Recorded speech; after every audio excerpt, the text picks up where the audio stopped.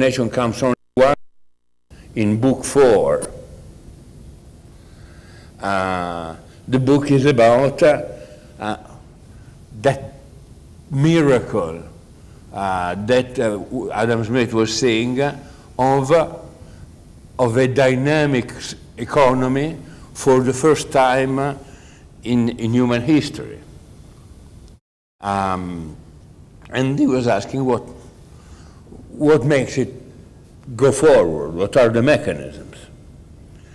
I think that evolutionary theory is meant in this classical spirit.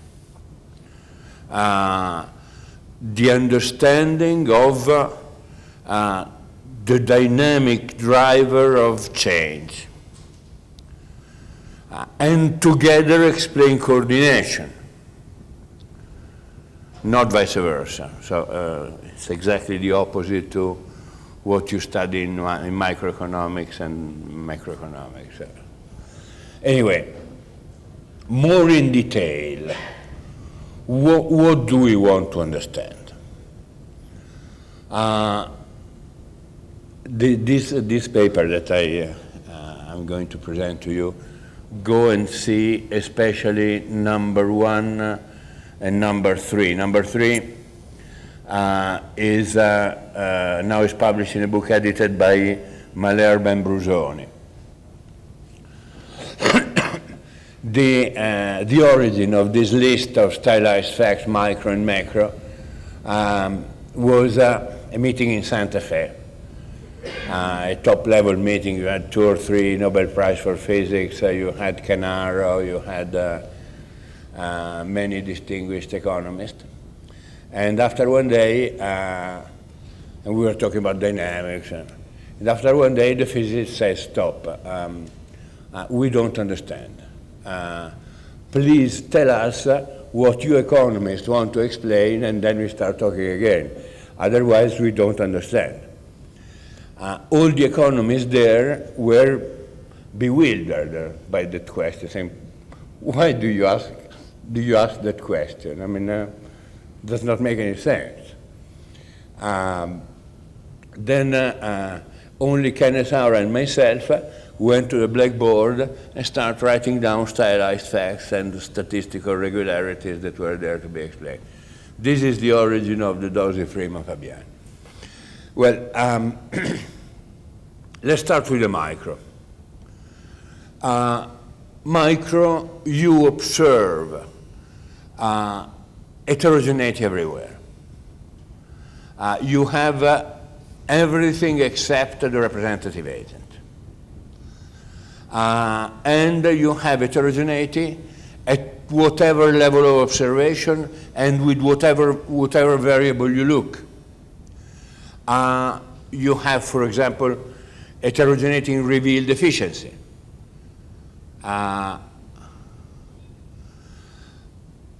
There is a growing evidence that not only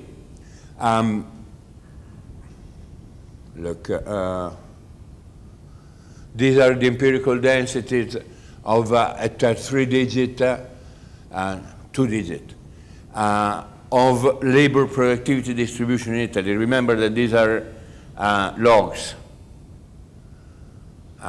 So it means that the ratio, say, top decile, bottom decile is something like 7 to 1. Long ago, I did some back-of-the-envelope calculation long ago on some data on the Brazilian industry, and it came out that were 35 to 1, which is in China is 30-35, reducing, but 30-35. So you have got an enormous distribution of efficiency, even given the same relative prices. So it means that, I hate to use the word production function, but if production function existed, each firm has a different production function. And these are very persistent over time. look at the autocorrelation coefficients of the relative productivity relative to the mean, and there is a very, very high autocorrelation with only a very mild reversal to the mean. You see the sign on the first difference.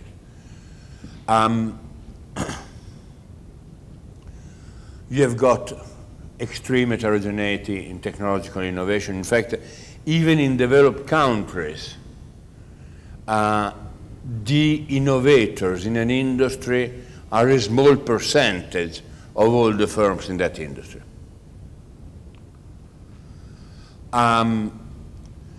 Adoption of innovation, it takes time.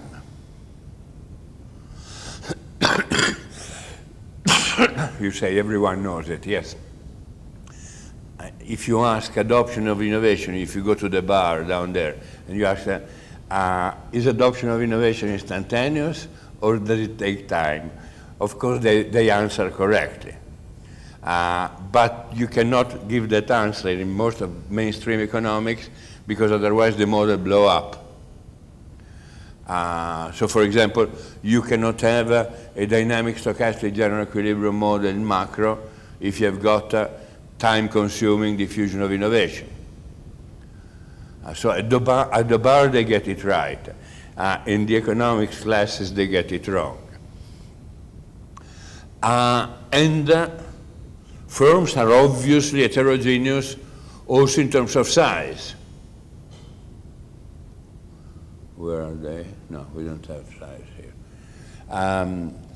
You have basically at all level of aggregation skewed distribution, and in the manufacturing as a whole you have more or less Pareto distribution, this power law, that is in log-log terms the cumulated distribution function is a straight line. Or if you look at not in terms of log, it has got a mass on the small with a long fat tail of large firms. Very well. You have this essay on the structure and performance of firms.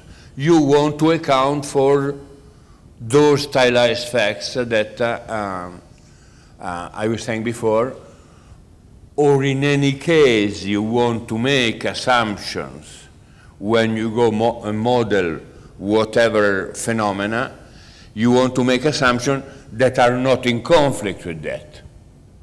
For example, you want the representative agent is prohibited because the representative agent is in conflict with that notion of heterogeneity. So it is totally prohibited. What about technical change? We'll have the time to get into that later on, but let me just recall that technical change occurs through multiple trials, error, unexpected successes. That is, again, rational expectations, I think, are crazy as such. Rational technological expectations are crazy to the square power. Because, I mean, there is an almost impossibility of rational expectation about innovation, because you'd have to have rational expectation about something that you don't know yet. In fact, an innovation is something that you don't know yet, otherwise it would not be an innovation, right? There are some crazy people that say, but people have a rational expectation about something that they don't know. Say, it's like Montezuma, before the arrival of the Spaniards, had rational expectation on horses, even if he never had saw a horse. But still he had rational expectation about it. we'll see that, and we'll have a lot of time to discuss it later on or Thursday, that you have relatively structured and invariant knowledge bases that drive innovative search. What I call technological paradigms or realization are technological trajectories. And with rather infrequent discontinuities that are paradigm changes. Technical change is typically a cumulative process in which knowledge builds on pre-existing knowledge. And again, it is obvious to everyone. I mean, it is easier to take calculus 2 after having taken calculus 1 than the other way around, right? Again, economists don't like it. Why don't they like it? Because cumulativeness means dynamic increasing returns. And if you've got dynamic increasing returns, you lose convexity. And if you lose convexity, you lose the competitive equilibrium. And so this is the reason why economists don't like it. And with their typical scientific spirit, when there is some fact that contradicts the theory, instead of abandoning the theory, they abandon the fact.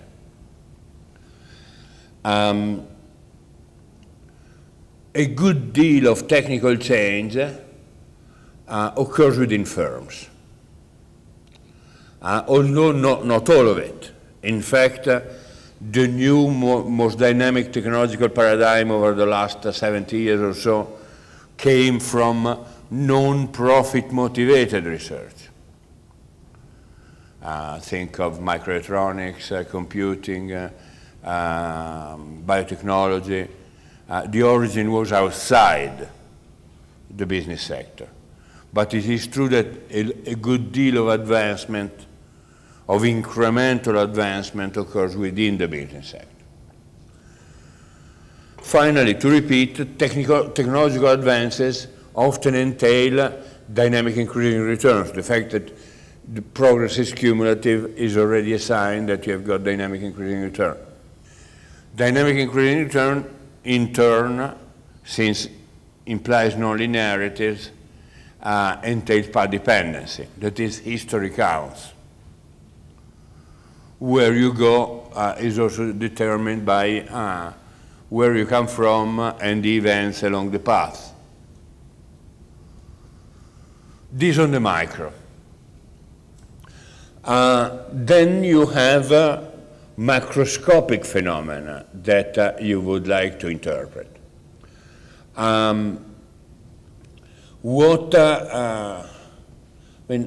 If you think of long history, it is since the period since the Industrial Revolution is absolutely exceptional because you have, for the first time, I write here in recorded history, even unrecorded history. Anthropologists and historians do and biologists do an excellent job in reconstructing GDP, I mean, whatever, because GDP since the Stone Age by analyzing the bones, analyzing the age, that will tell you what they ate, if they starved, etc. So,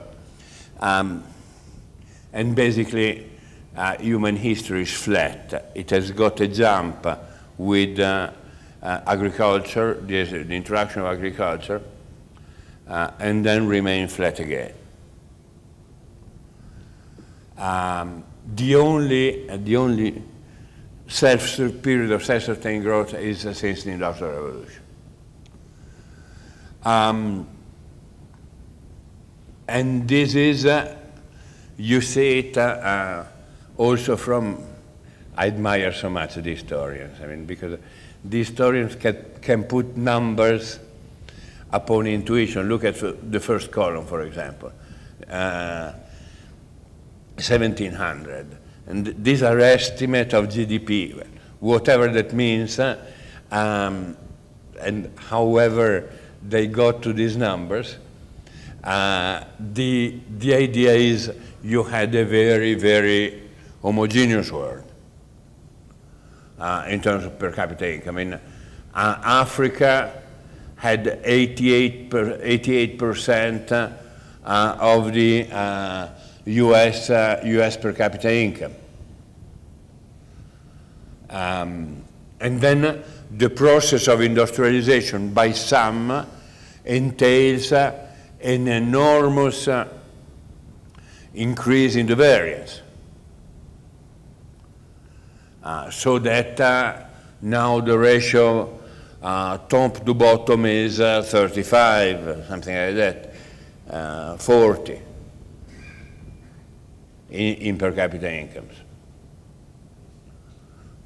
Taking with some skepticism the actual numbers. I mean, I remember in a semi-serious paper, the great historian Cipolla, that was putting down numbers on per capita income in various towns in Europe in the 14th century, and there was a little footnote saying, the only reliable information of this table is the name of the town.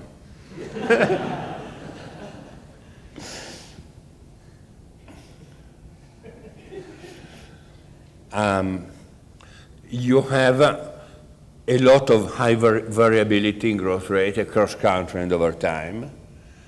I've already said about the secular international differentiation. You have, despite that, you have some process of catching up. First of all, England catching up with the Netherlands, then Germany and the US catching up with England, and some forging ahead. Germany and the US overtake England. Then you have other episodes in which you have catching up without overtaking. Japan, for example. Later on you have Korea, now you have, even if at a long distance, China. And sometimes also bad falling behind, Argentina. Argentina in 1900 was, in terms of per capita income or whatever other indicator, near the top of the world. And it kept falling behind since. What is also interesting is that statistically you seem to have sort of clubs. You have got a multimodal distribution with a very low transition probability between the modes. So you do have a positive transition probability, but they are low.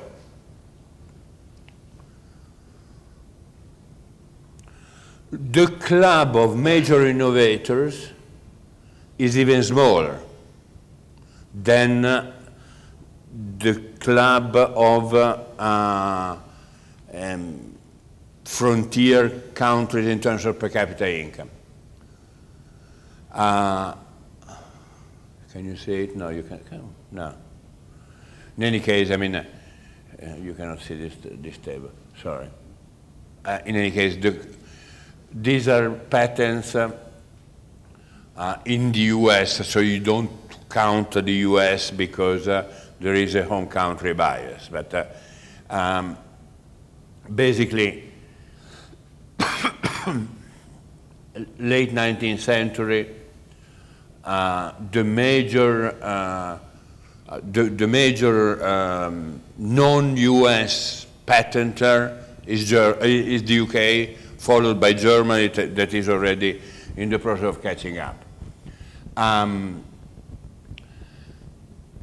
Then all the other European countries are marginal. Even France patent much less much less than Germany,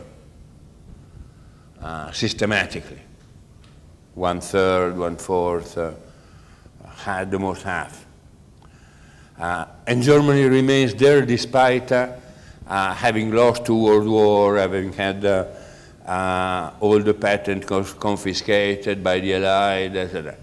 Still, which incidentally militates in favor of a lot of cumulativeness of knowledge. Then you have, after World War II, one major entry, Japan. And later on, more recently, you have the entry of Korea and Taiwan. And now, very, very, very recently, China. You notice that Latin America is absolutely marginal.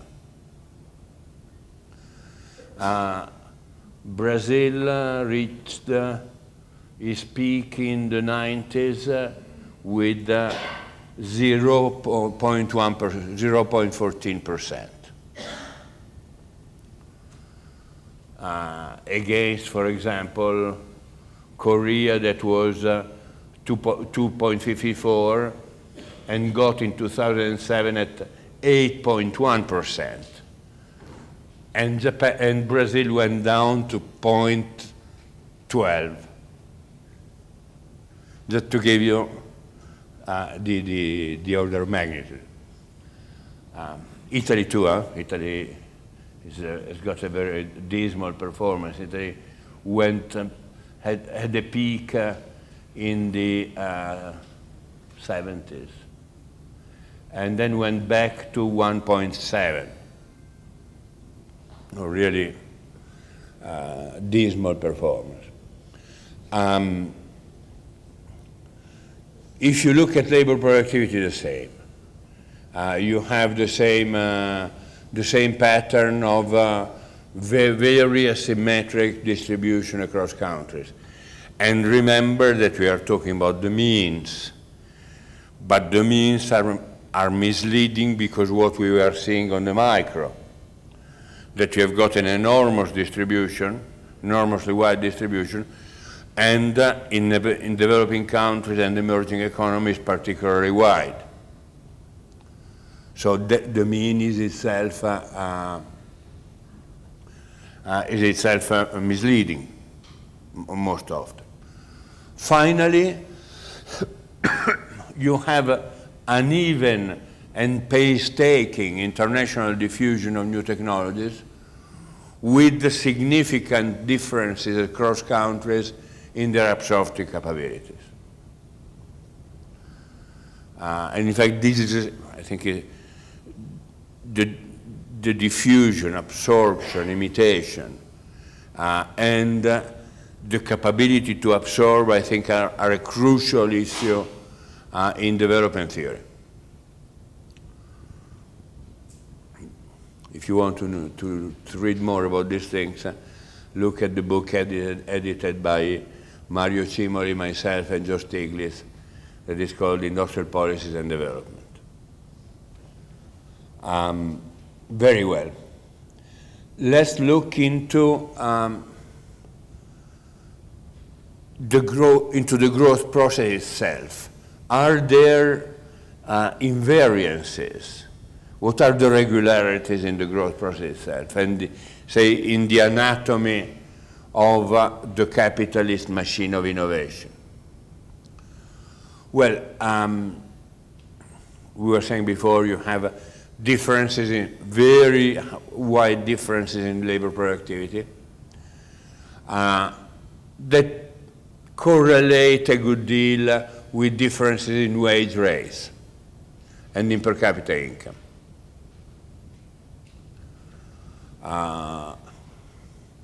Say you find an R square, just to get an idea, you find an R square of 0.7, 0.8 in the relation between labor productivity and wage rates, and per capita income a little less.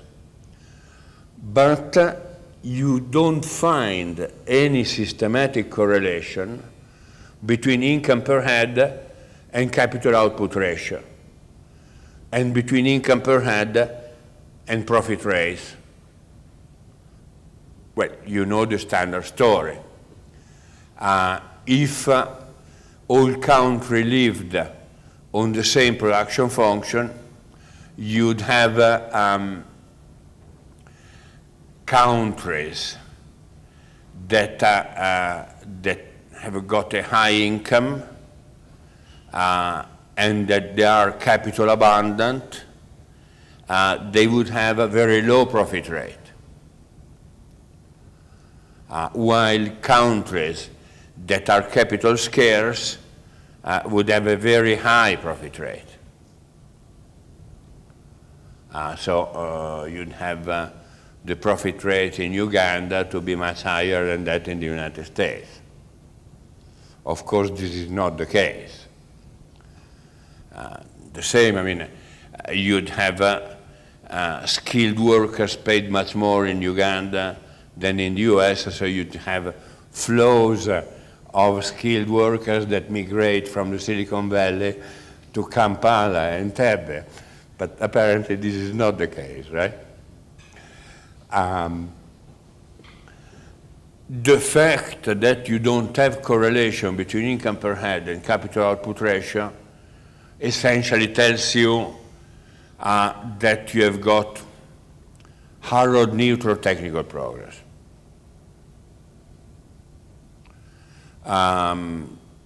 That you increase with technical progress, you have labor productivity that grows, capital labor ratio that grows, but also capital productivity grows. So that more or less the capital output ratio remains constant.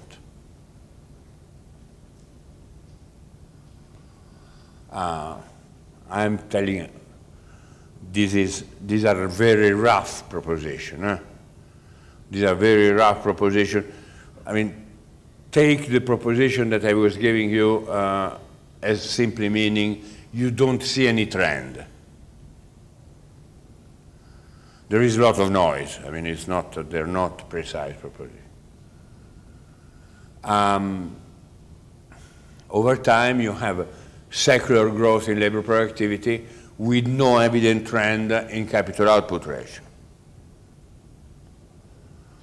Probably you had in 19th century a growth in the capital output ratio, especially in the US, associated with energy-intensive, capital-intensive paradigms. I mean, from the internal combustion engine, steel, etc., etc.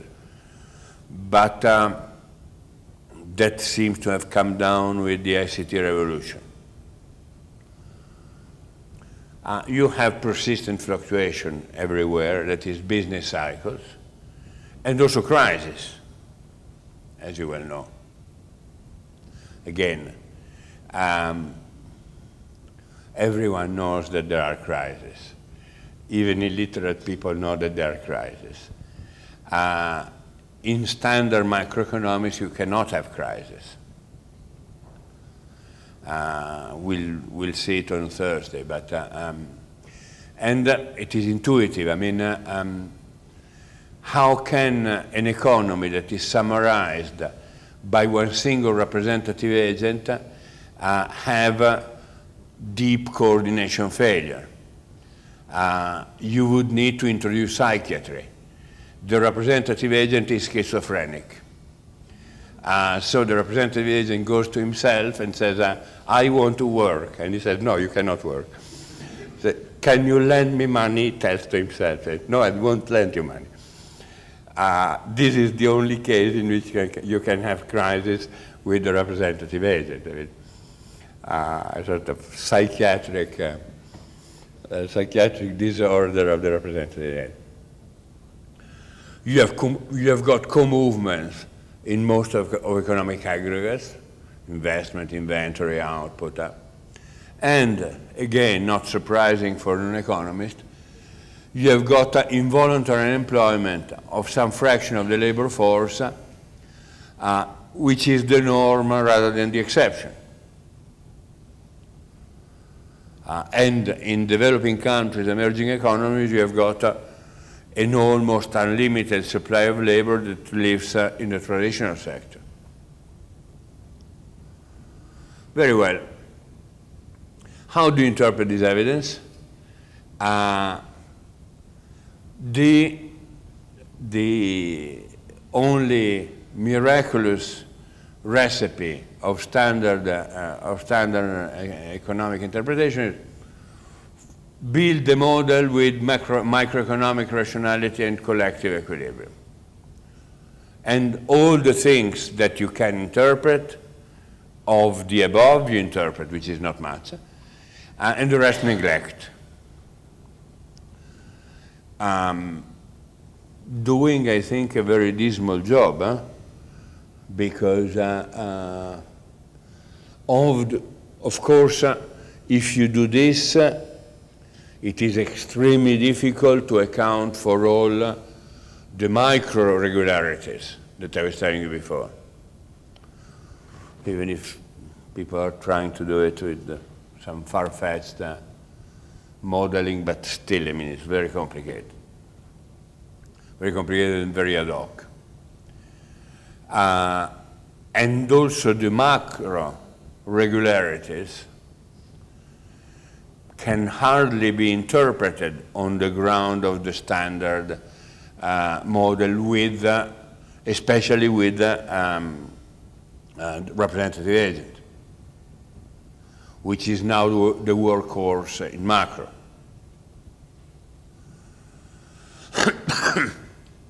There is an alternative, I believe. I mean, I've been fighting for it and working on it for my entire academic career. That is, call it evolutionary theory. I don't care about the name. I mean, it is years that we are preparing. Sooner or later we'll get down to the job. A manual on that, and in my computer the notes are not evolutionary theory, but the file is called EDR, meaning economics done right, as opposed to economics done wrong. Now, what are the building blocks of evolutionary theory? Marcelo, will you come and help me in moving to the other?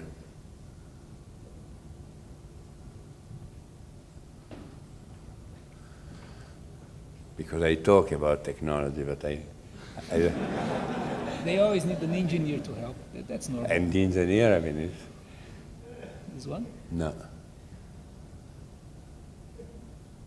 This one? Yes.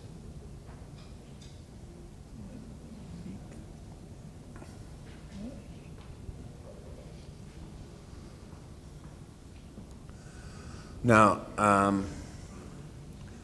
what are the major building blocks of evolutionary theory as I see them? As I see them, but as these notes were written largely together with Sid Winter, so at least Sid Winter and I see it the same way.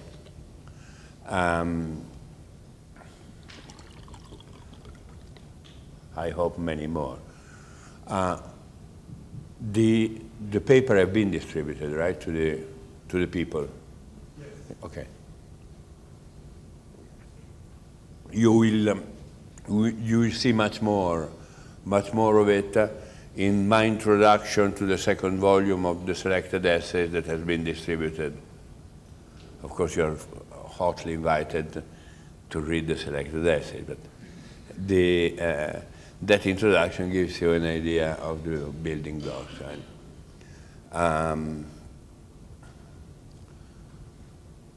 Yes, this is not so updated because the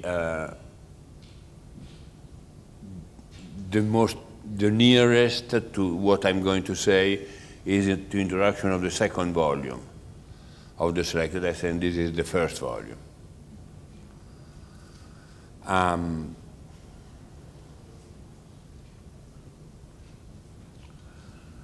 So it's the introduction.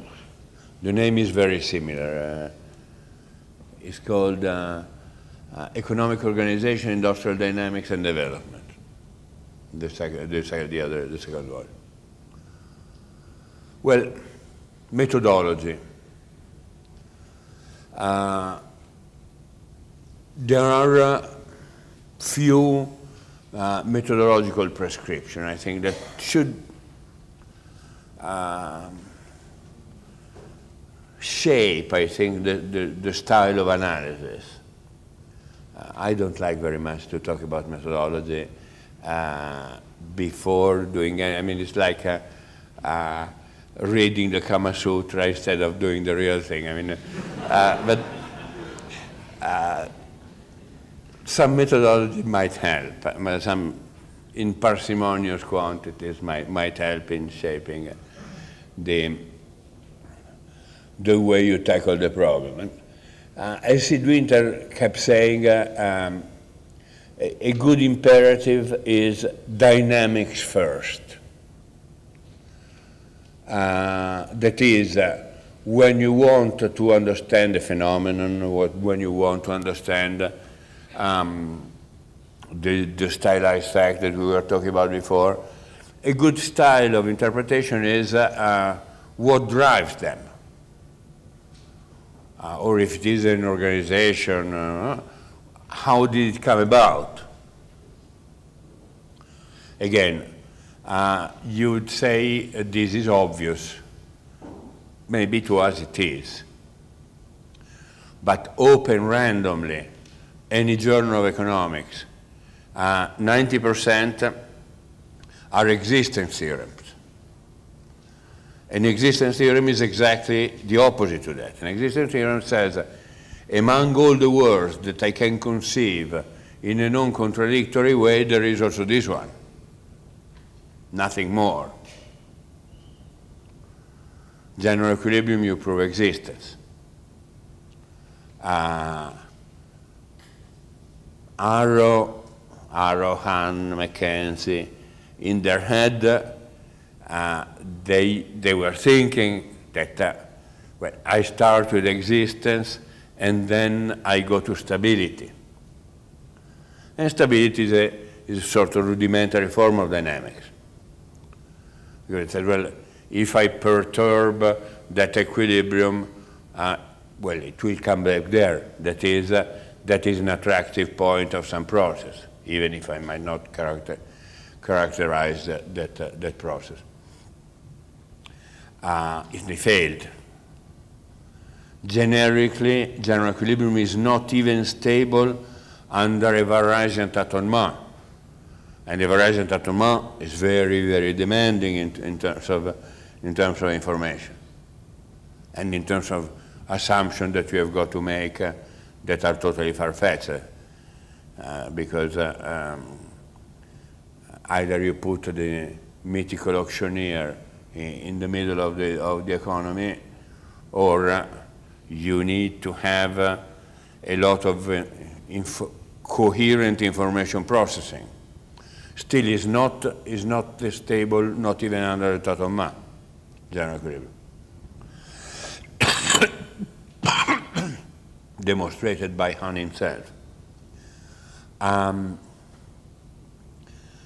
Dynamic first. Second, take seriously phenomenological evidence. Again, might be obvious. If you read Milton Friedman, 1953, Essays in Positive Economics, it's not obvious at all. Because essentially it says, I don't care about the assumption, I care about the prediction, which is a terrible epistemology, because I mean, if you care about the prediction, what is the most robust and simple model? What is tomorrow? In normal circumstances, tomorrow is today plus or minus 2%. This is the universal, if you want to make prediction, this is the universal model, more or less, apart from crisis period. And second, you won't, it is ridiculous and epistemologically unfounded that you don't care about the assumption. Suppose that I come to you and with the following gravitation theory. I say, well, apples can go anywhere because, in fact, apples maximize their utility. It happens that for some reason, apples enjoy very much falling down the trees with an acceleration of 9.8 meters per second per second. But this is just a restriction on their utility function because apples could go anywhere. And I make the restriction, and I'm very clever about that they fall at that speed. Of course, this theory, notice that is unfalsifiable on the original assumption. Apple maximize their utility function. You can only test or falsify the restriction. They enjoy very much falling at 9.8 meters per second. And in fact, it's verified. So it's a very good theory. It is a fantastic theory of gravitation, according to Milton Friedman. And according to many people, if you read, again, random articles, say American Economic Review, Econometrica, basically they've got that structure. They make assumptions that are totally far-fetched, and then they say the restriction is that whatever.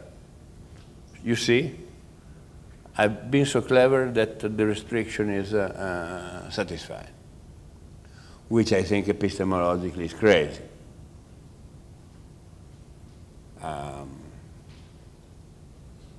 This comes to the delirium when you do long-term growth theory, the so-called political economy, alla Pearson, Tabellini, etc. That is, as political economy as I am anorexic. And he says, well, I want to put in the long term a production function also Protestant ethic, because Protestant ethic is a driver of growth. But then immediately you know the name of the game. Endogeneity might be endogenous. Protestant ethic might come from development, not the other way around. Then you've got to find an instrument that correlates with the right-hand side of the estimate, but not with the left-hand side. And you find that then it is open to your imagination. You find the number of Bibles sold in Sweden, in southern Sweden, in 15 whatever, against the number of Bibles sold in Naples. Giulio Bottassi, my colleague Giulio Bottassi, to tease them, has developed a very robust instrument for social trust and social capital. That is the inverse of the number of B-days. Because B-days are very diffused in Mediterranean countries where there is very little trust, and B-days practically don't exist up north. So 1 over that number is a good proxy for the, and he keeps teasing them with that, and I think he's absolutely right. Anyway, phenomenological evidence should be taken as a discipline. Well, I would add something to the dynamics and to the phenomenological evidence by saying that as you should not trust existence theorems,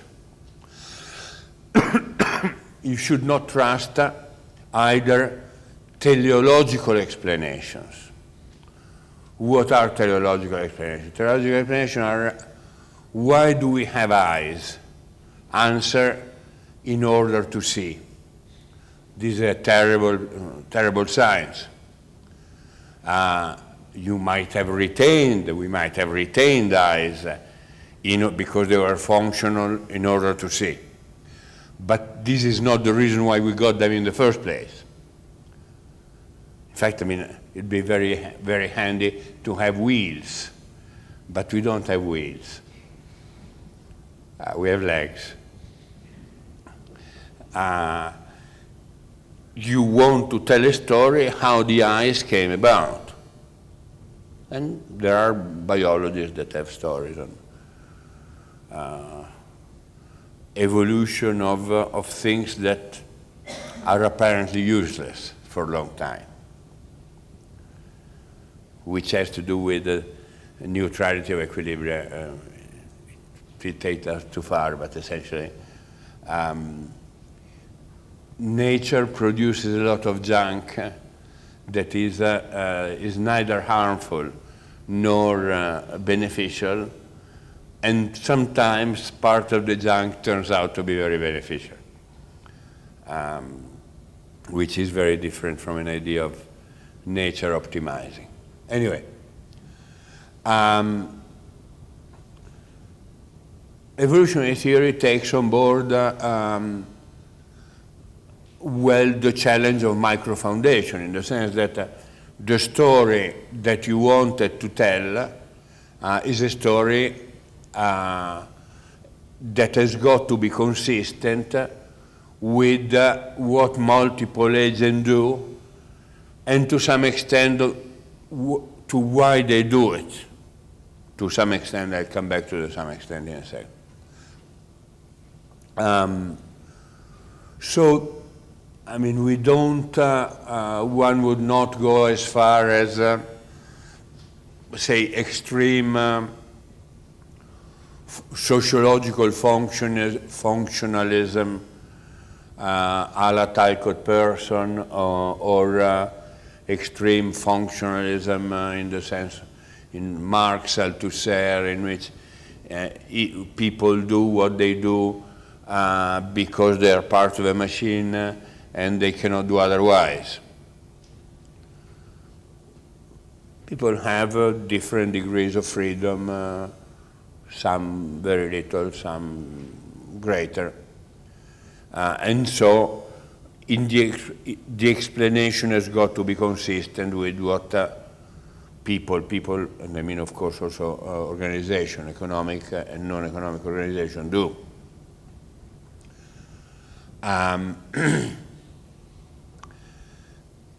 This is not all,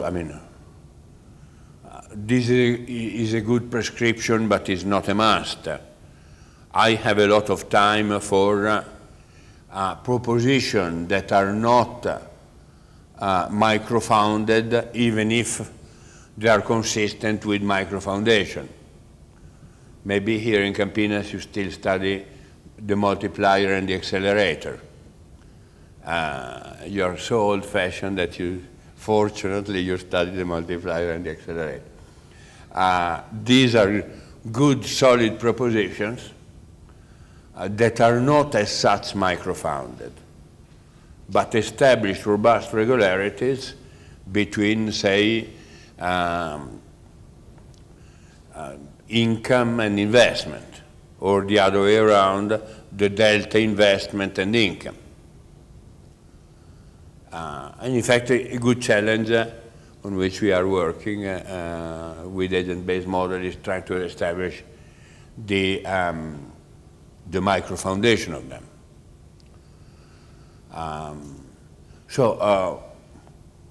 Propositions that have to be either micro-founded or in principle micro-foundable, even if not necessarily you want always to have things micro-founded.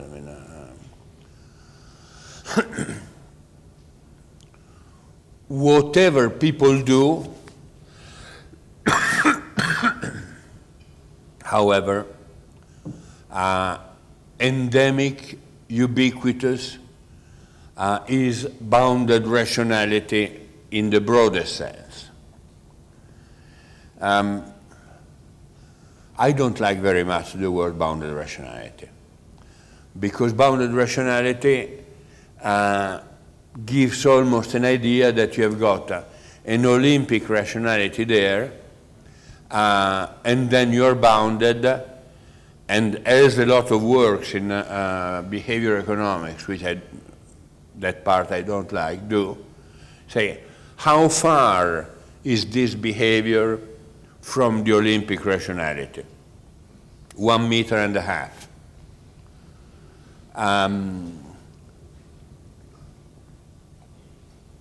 What is the bias of this vis-a-vis rational behavior?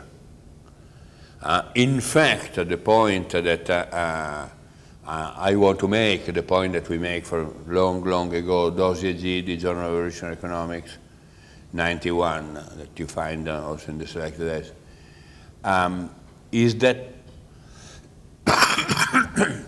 in most circumstances, you are not even able to define, you as a theoretician, what is rational behavior. A case to the point is an innovative world. In a world characterized by innovation, you cannot define, even in principle, rational choice, because you cannot assign probabilities to a finite list of events, because you don't even know the events, let alone the probabilities. So in that case, even you as a theorist, you are unable to define what is rational behavior, let alone the agent. And in fact, I mean, you use heuristics. Of course, I mean, we are bounded, we are always bounded in terms of limitation on the information that we have, on the memory, on the computational capabilities. But, and this increasingly you can put in a standard model. But the boundedness is reflected by what I call competence gaps, beginning with the representation of the world. I mean,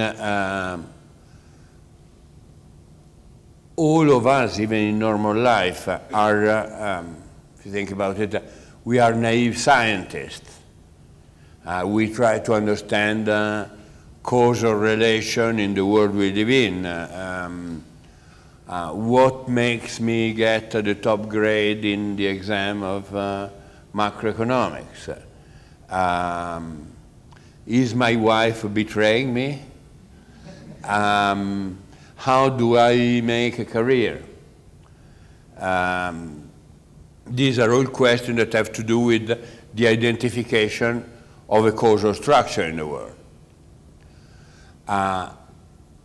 Economics is bizarre, because economics, on the contrary, assume that the world is transparent, that everyone knows the true structure of the world, the true ontology of the world.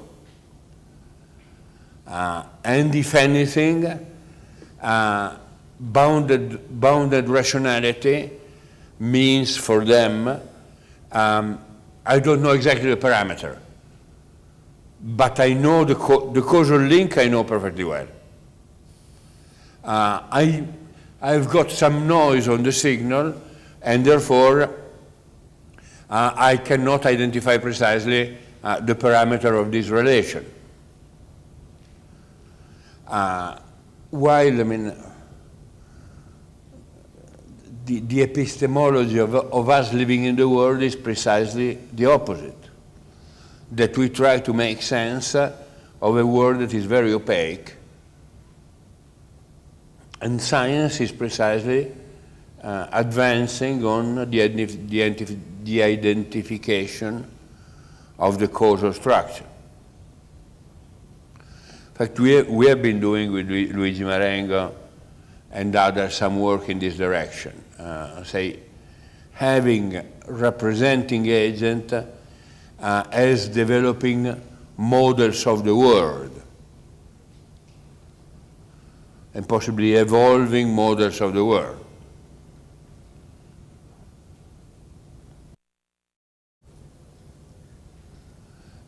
More information might be worse. Recently came Giger Renser. Giger Renser is a great psychologist, economic psychologist from Berlin.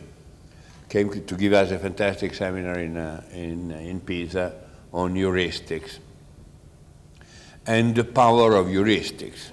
Heuristics are essentially simple rules that on purpose neglect information and generally perform much better than models that try to exploit all information. For example, just to give you a striking example, you have a portfolio and you want to allocate allocate money in this portfolio to different assets. Say there are n. What is the criterion?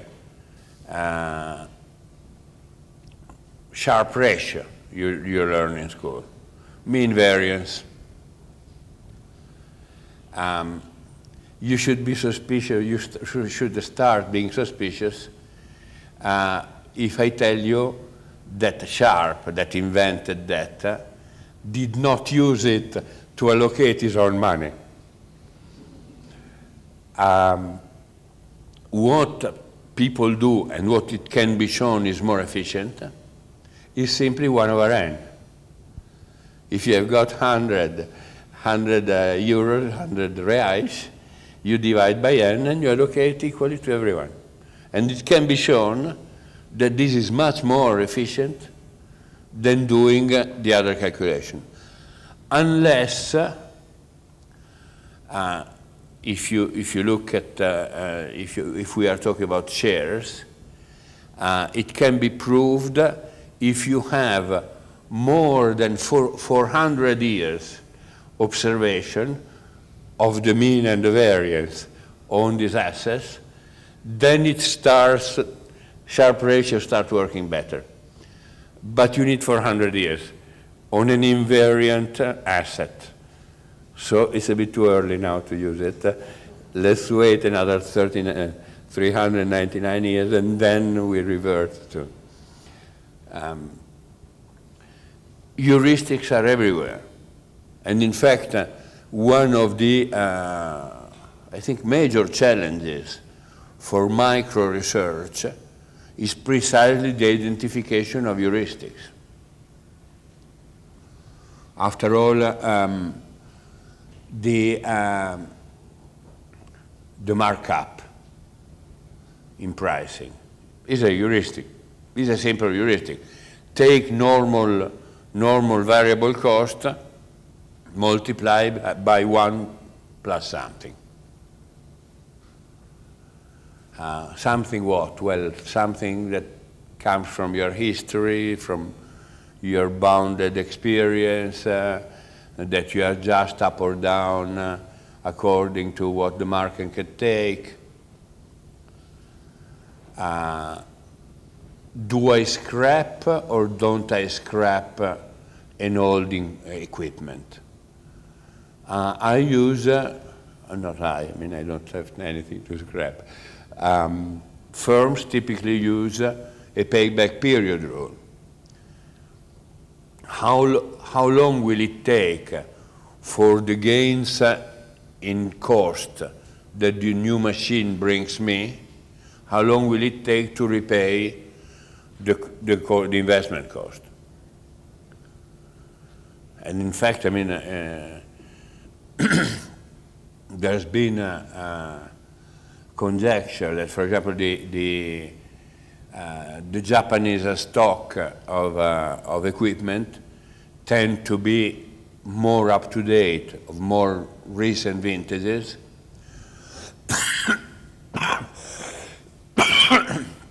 Because the Japanese have got a longer payback period.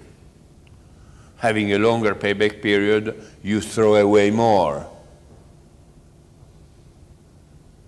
Because you say, well, if there is a certain differential in productivity, even not too big, between the new and the old, but if my time horizon is 10 years, even a small difference multiplied by 10 years, okay, I throw away the equipment that I bought 5 years ago.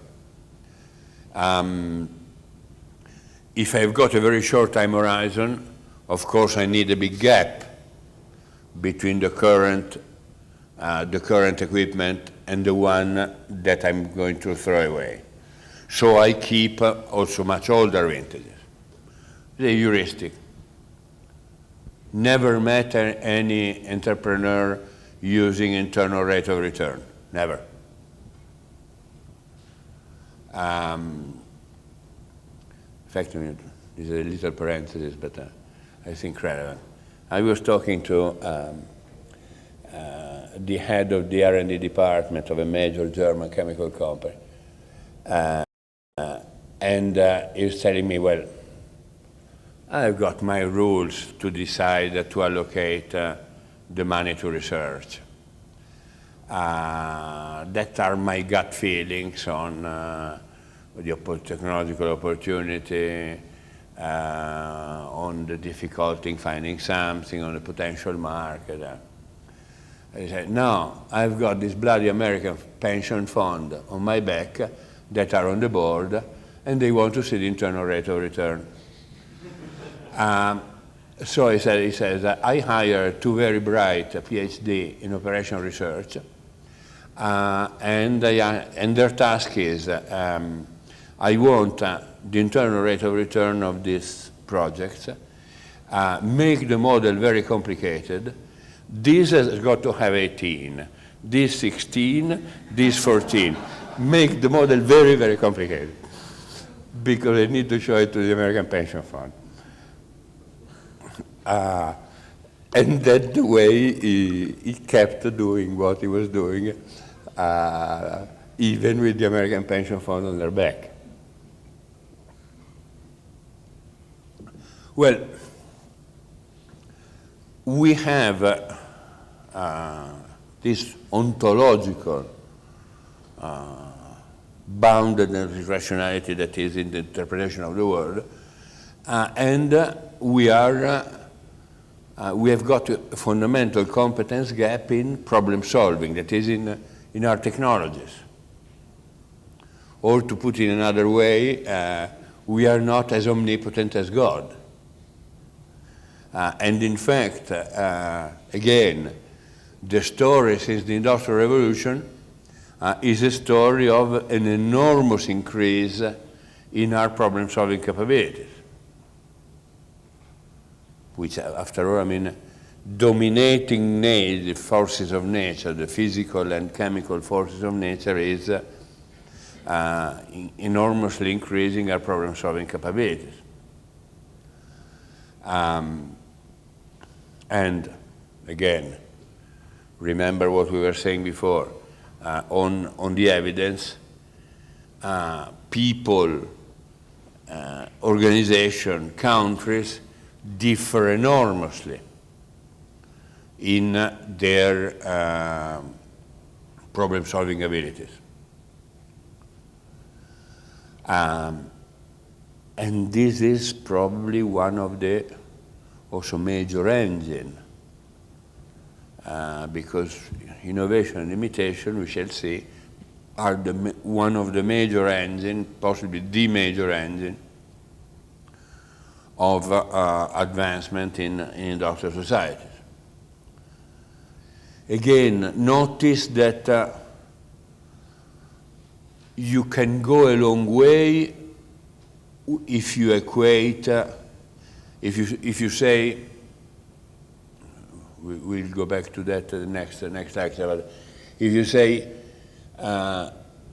knowledge is information. You can go some way, because by saying knowledge is information, then to knowledge apply a lot of the properties of information that are indivisibility, that are sort of scale freeness in their use, etc. But knowledge is not information in the sense that it is extremely sticky and very tacit and associated to people and organization. So it is very difficult to transfer, unlike information. Otherwise, I mean, you can probably you can download from internet a manual how to make microprocessors. But still, Uganda, and not only Uganda, but also Brazil, we were talking, I have difficulties in making microprocessors, which means that it's not only information, because the information part you can download. There must be another part that is not information, and that is tacit knowledge. We shall come back to that, but let's remember it. This is a fundamental ingredient, a fundamental building block of the interpretation of economic change. Finally, preferences, that is, and with that also motivations, are totally endogenous. This is exactly the opposite to what you read in the books. I mean, you say individuals are characterized by a utility function, they maximize over the utility function. Can you tell me what is your utility function? Can you formalize it? Or even your preferences. I knew only one that did that, but was out of his mind. Rife, the game theorist from Harvard, that had on his computer tried to formalize his own utility function. So you'd ask him, shall we go to dinner tomorrow? And you would impute dinner tomorrow, and you'd say, no, my utility function says that I don't come to dinner. But we are near psychiatry. Again, typically our preferences come exposed, come after the fact.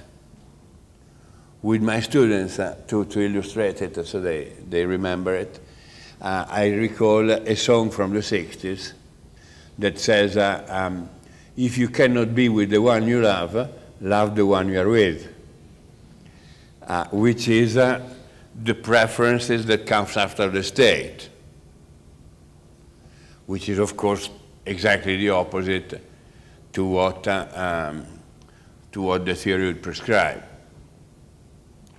There are quantity of experiments on that. I mean, there is a famous classical experiment in which I say you take two group of people, say at the University of Sussex, where I got my PhD, and you say, go to the canteen of the University of Sussex.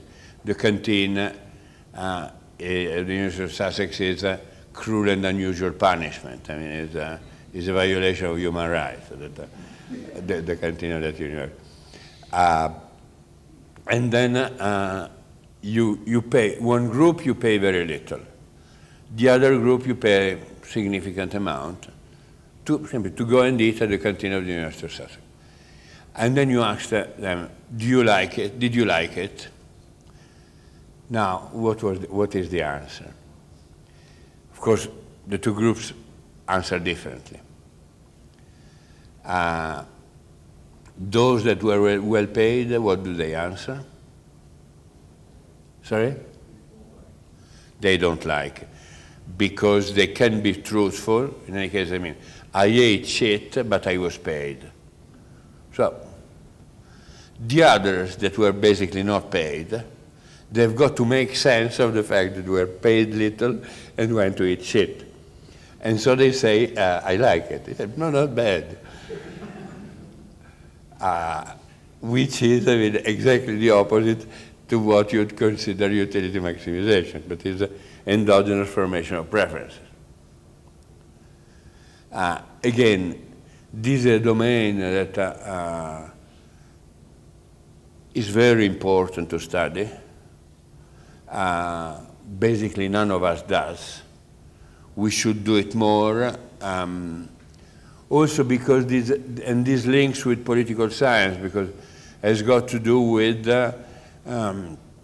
adaptation, social conformity, docility, submission, or revolt. And we should do it more together with the social psychologists and political scientists, if there are some political scientists left. That is, some political scientists that are not Chicago economists in disguise. They are sociologists. Genuine political scientists are a species that should be protected like the pandas, I think.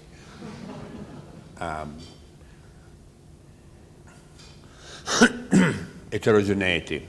Well, heterogeneity, we talked about it. That is to say, you want to have models and interpretations that respect the evidence that we were talking about before, and allow for, obviously, heterogeneity in preference and endowments, but this is also in the standard theory. In general equilibrium, you have it. But also heterogeneity in the models of the world, in the problem-solving repertoire that is in the technology that they master, and possibly in learning mechanisms. Why did I put a question mark? Because we know very little about learning mechanisms. And in fact, the only way we know that, the only thing that we know is that people do not learn the way economists attribute them to learning. That is, they're not learning in a Bayesian way. There is some evidence from, I think it was years and years ago, on the Journal of Abnormal Psychology, and he was showing that people that vaguely are Bayesian are serious autistic people. These are the only people that are Bayesian. Why? Because a very autistic person keeps all the prior in mind,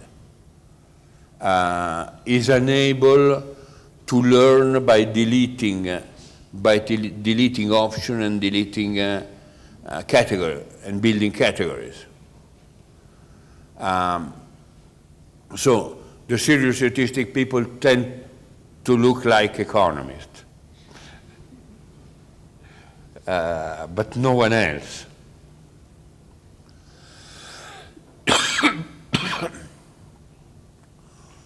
The other side of all this is that there is the persistent emergence of novelty. That is, you have got in modern economies and societies, you have got the persistent emergence of technological, organizational, and behavioral innovation. And in fact, a good deal of our theorizing and of our empirical analysis, our meaning as evolutionary inclined people, is precisely trying to understand how these novelties come about. And we'll see later on how they do. How am I doing with time? What time is it? 4. We can do another half an hour.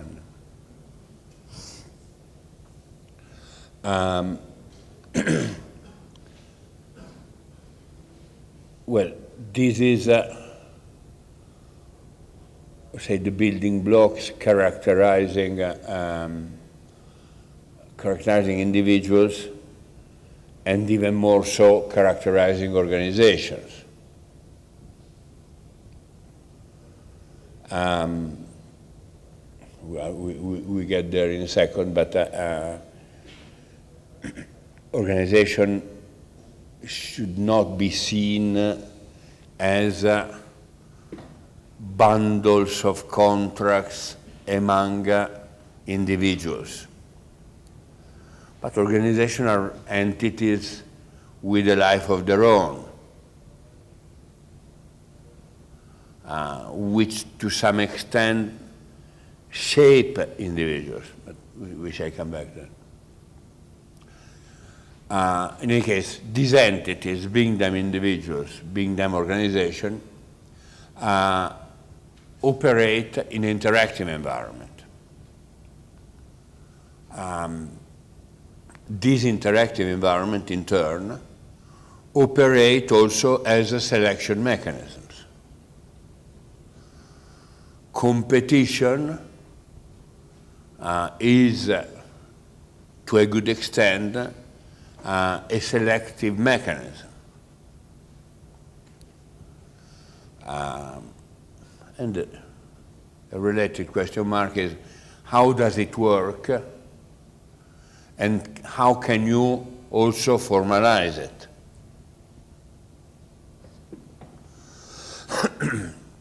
Again, I mean, we know very little about how markets work. I mean, economists continue to talk about markets, but they don't know a fuck all about how the markets work. Serious detailed study that I know on how markets work have been done by Alan Kerman on the fish market. I know some work on strawberry, a lot on fish. Some on strawberry, yes, and some other perishable commodities, but that is basically it for a discipline that every other word has got the word market. If you think about it, it's dramatic. And how do markets work, of course, means what people do to whom, under what circumstances, and what is the outcome. And for example, if you, in the work by Alan Kerman, you see that individuals on the fish market during the day do not even have a well-behaved demand curve. Often they have a U-shaped demand curve. And that whenever you see in the market a well-behaved demand curve, this is an effect of aggregation, while the individuals do not even respect what you study in Economics 101 the second day, or the first day.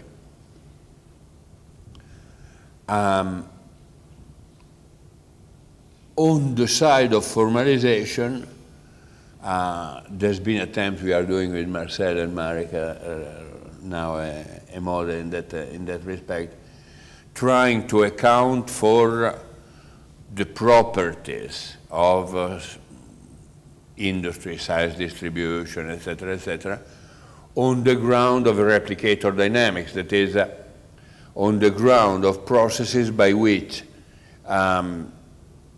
firms are selected as a function of their differential competitiveness, or efficiency or whatever.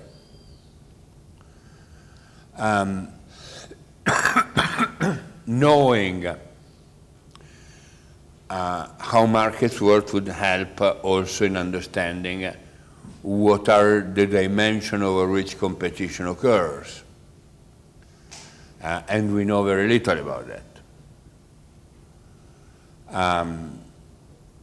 Very well. And again, I mean, this is a challenge for you that you are young and beautiful to study these things. Basically, the story that I've told you so far is a story of heterogeneity, bounded rationality written large, learning,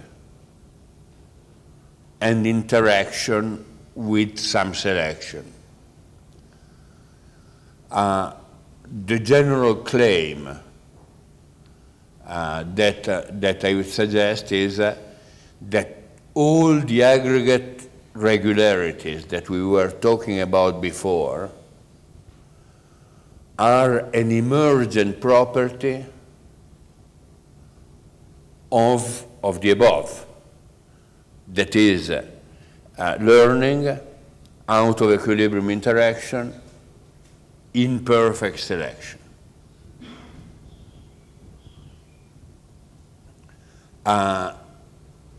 What is an emergent property? Emergent properties are properties of some aggregate description of the system which cannot be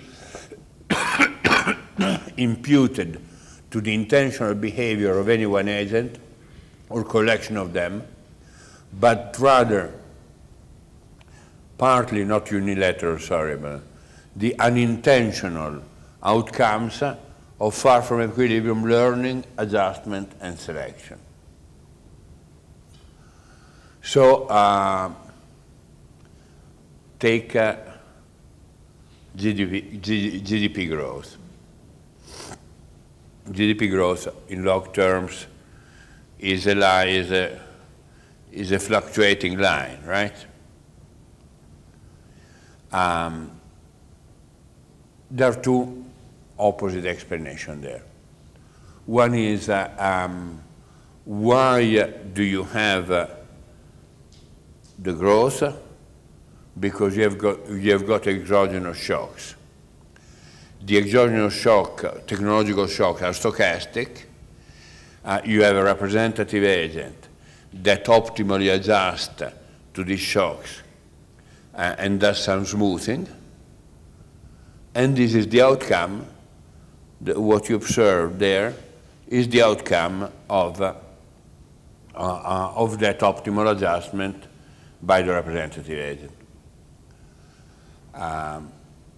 What we say is exactly the opposite, saying this regularity, growth with fluctuation, is the outcome of many heterogeneous agents that learn, make mistakes, some survive, some don't, interact with each other, compete, etc. The outcome of both processes of learning and selection and adaptation, etc., is that, and is robustly that. This is important because it is easy to make any silly model for one single phenomena. You have got to have models that are robust to parameterizations, to different parameterization, and that explain many stylized facts at the same time. For example, I repeat it for the nth time, the representative agent is inconsistent with the heterogeneity that we were talking about before. You would like to have, on the contrary, a macro model that is able to account not only for growth with fluctuation, but also for the co-movements of the variable GDP, consumption, investment, etc., that is able to account also for deep crisis, that is able to account for the persistence of unemployment. And we shall see on Thursday that agent-based models, well done, not all agent-based models, but well done agent-based models are able to do that. Agent-based models are essentially models with populated by multiple heterogeneous agents that interact with each other without any commitment to equilibrium.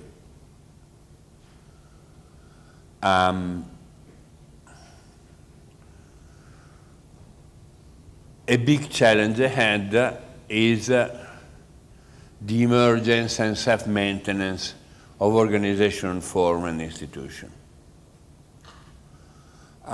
We know not too much about how organization work. In fact, we don't know too much.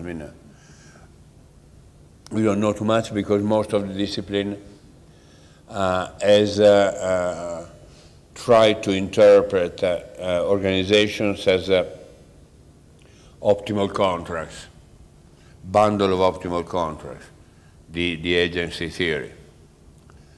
And even transaction cost economics has sort of black boxed the organization as such, saying organization is a mechanism of whatever kind that controls transaction costs in presence of potentially opportunistic behavior. But what happens within the organization, there are the classical studies by March and Simon, Sayert, but organizational research has not progressed very much since. And I think this is a major challenge for us. Again, you are young and beautiful, you can do it, but repeating studies like the beautiful Sayert and March, reconstructing qualitatively and formalizing how this organization, if I remember well, the supermarket worked, was a fantastic enterprise because involved the reconstruction also of all the heuristics and routines associated with the various operations.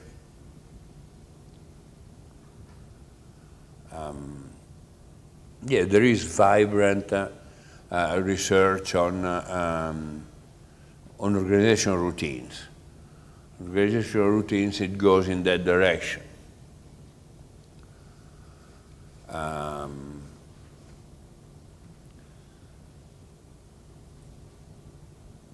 Evolutionary processes are institutionally embedded, in the sense that are embedded into often more inertial and resilient institutions that are states, that are firm themselves, and are related to university research, the political process, government agencies. Not much work has been done on this embeddedness. Dick Nelson and colleagues have done a lot in analyzing national system of innovation. As such, looking at the embeddedness of the processes of innovation by country and by sector, like Franco Malherbe and colleagues did. Much less work has gone into the analysis of the embeddedness, the institutional embeddedness, for example, of the labor market. People of the French Replicator School have done something. But there's been little dialogue between the Replicator School and the evolutionary theorizing. A crucial issue is one of coevolution. how technology co-evolve, we know something, not much, but we know something. How technology and institution co-evolve, we know much less. So, for example, how the new ICT-based forms of production co-evolves with the organization of the firm on the shop floor and the organization of the labor market, that we know very little. And this is crucial, on the contrary, to understand what happened in the impact of new technologies on labor relations, etc.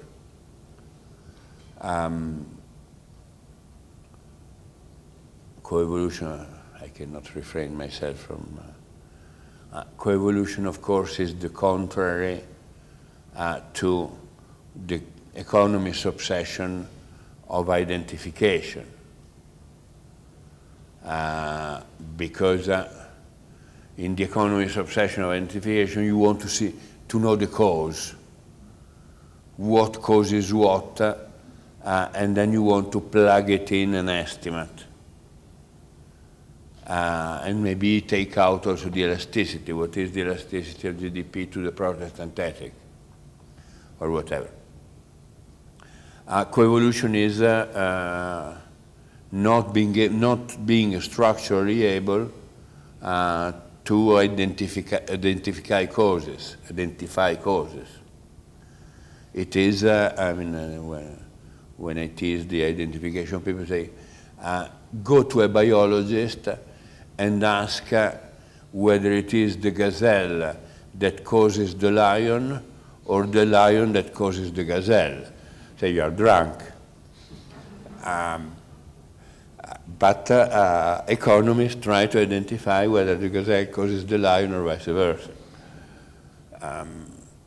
In fact, this is in parentheses into parentheses, I think that there is a major challenge ahead also on the econometric instruments, because a good deal of econometrics is predicated on equilibria that are shocked, but you go back there.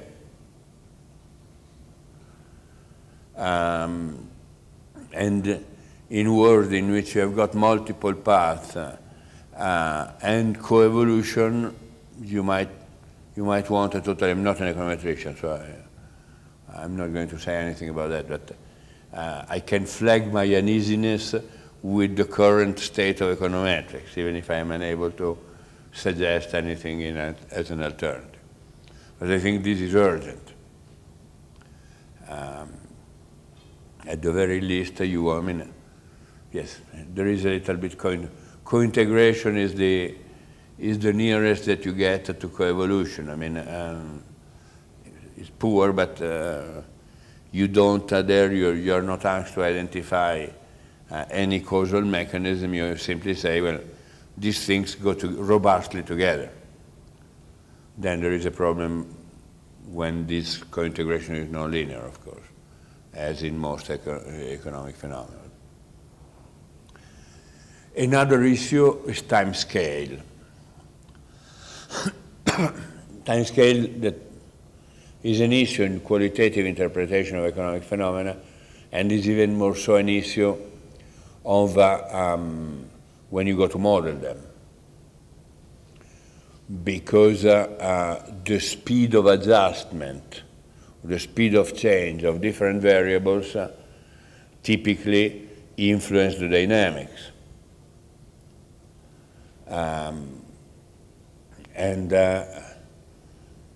Again, we know very little on that.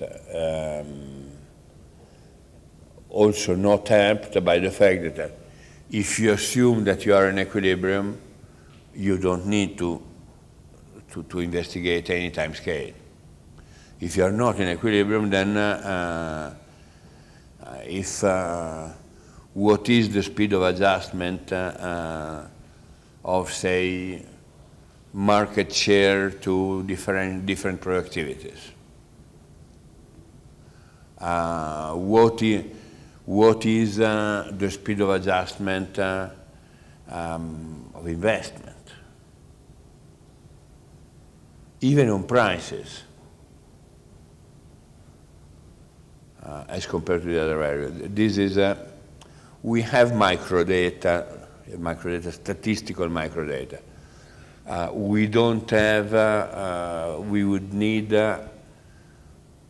field research to investigate the actual time sequences of decision. Again, I mean, our colleague from management should do that instead of other things, but often they do not. Well, some qualifications. The word I'm talking about, we are talking about, are typically stochastic. You have got a stochastic event that come along. Stochasticity alone does not qualify for evolution, though. Evolution, in the evolutionary world that I have in mind, you have got a continuous emergence of novelties, technological, behavior, organizational novelties along the path.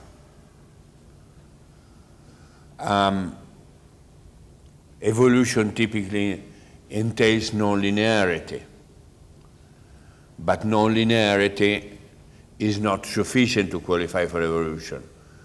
If tonight you go home and you cook some spaghetti,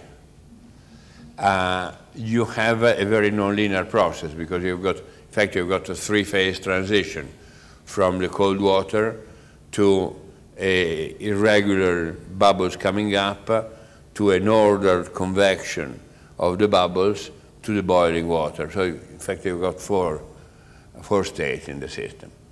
Still, so it's very non-linear.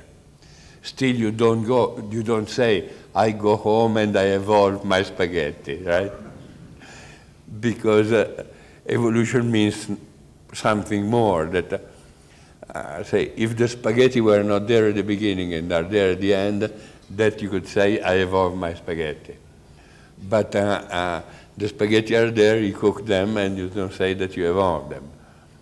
Again, because you don't have novelties along the process. There is, in what I said, there is no commitment to Darwinian blind mutation. In fact, what we shall be talking about next time, the existence of paradigms, trajectory, etc., gives order to the arrival of novelty. So it's not blind at all. I mean, it's full of uncertainty, yes, but it's not blind. You have a lot of order and directedness in the process of search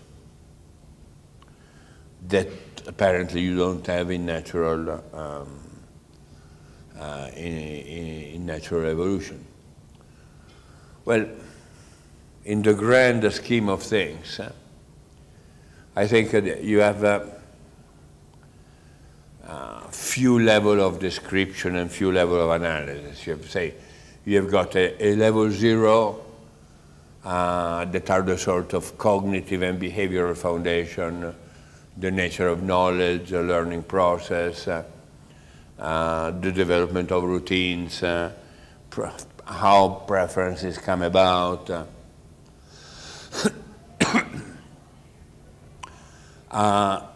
You have, say, a level 1 that goes from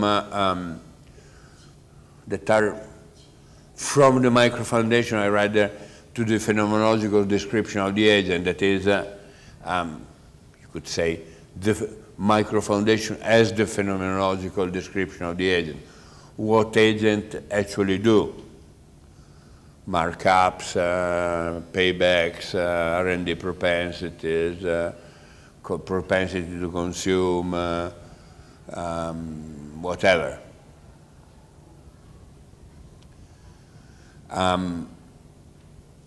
You've got the interpretation of meso and macro aggregates as emergent properties in the definition that we were giving before. At the meso level, size distribution of firms, processes of firm growth, something that was not in the list of stylized facts that I was telling you, but it's puzzling and is an important, as we write, as an important footprint of evolution is the fact that the process of growth of firms is Laplace distributed. In log terms, is a tenth. Why? Because the process of competition entails correlation. It's a long story, but if you want, and this is why it's not normally distributed. If it were normally distributed, it would not be a tenth. So that phenomenon itself, that you could say is minor, no, it's not minor, because it's a precious clue on the fact that growth comes from a process of learning and competition.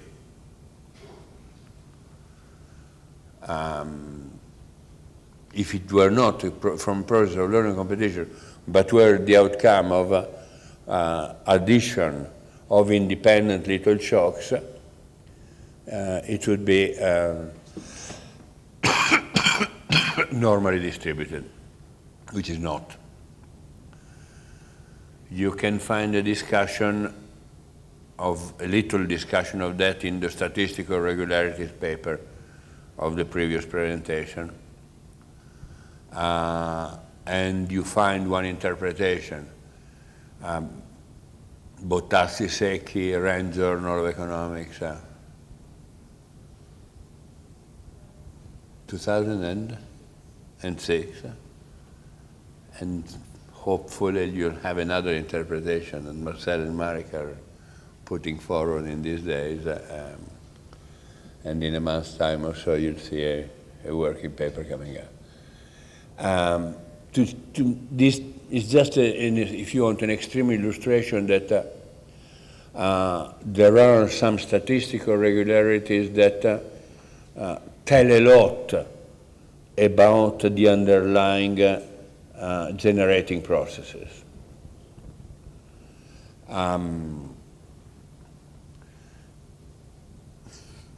Another claim is that precisely the statistical property of macro are robustly generated by an evolutionary process.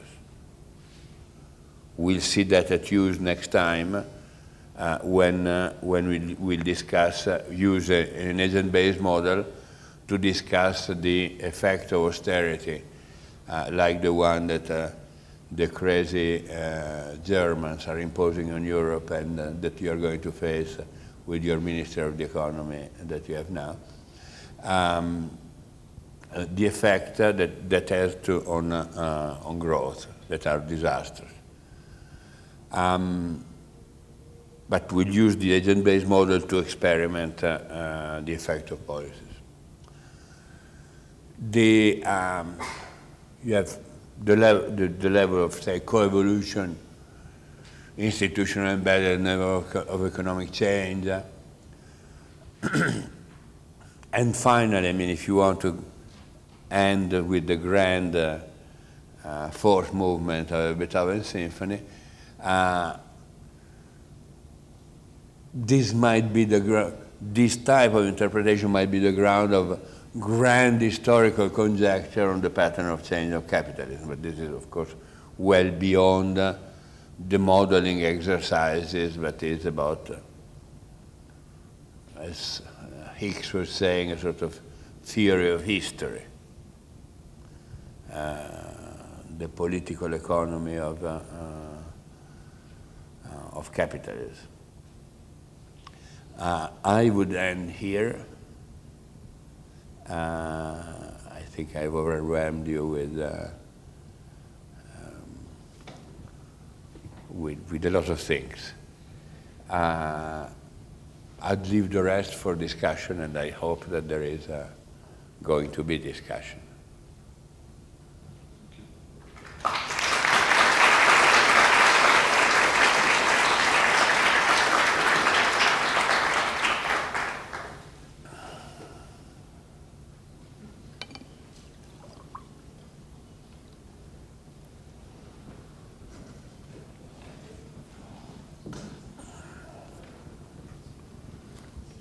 Pode falar em português, hein? Pode falar em português. Temos um tempinho para questões ou não? Sim, sim. Então, bom, agradeço muito aqui a apresentação do professor. Temos ainda um tempo para questões de vocês. Podem fazer as questões em português.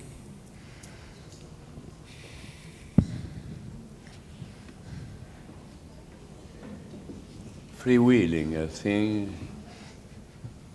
sem medo. Ali temos uma... Eu acho que eu vou pedir isso, por favor. Obrigado. Ou se não, poderia passar. Isso aqui, né? É isso aqui. Fico mais à vontade. Sim.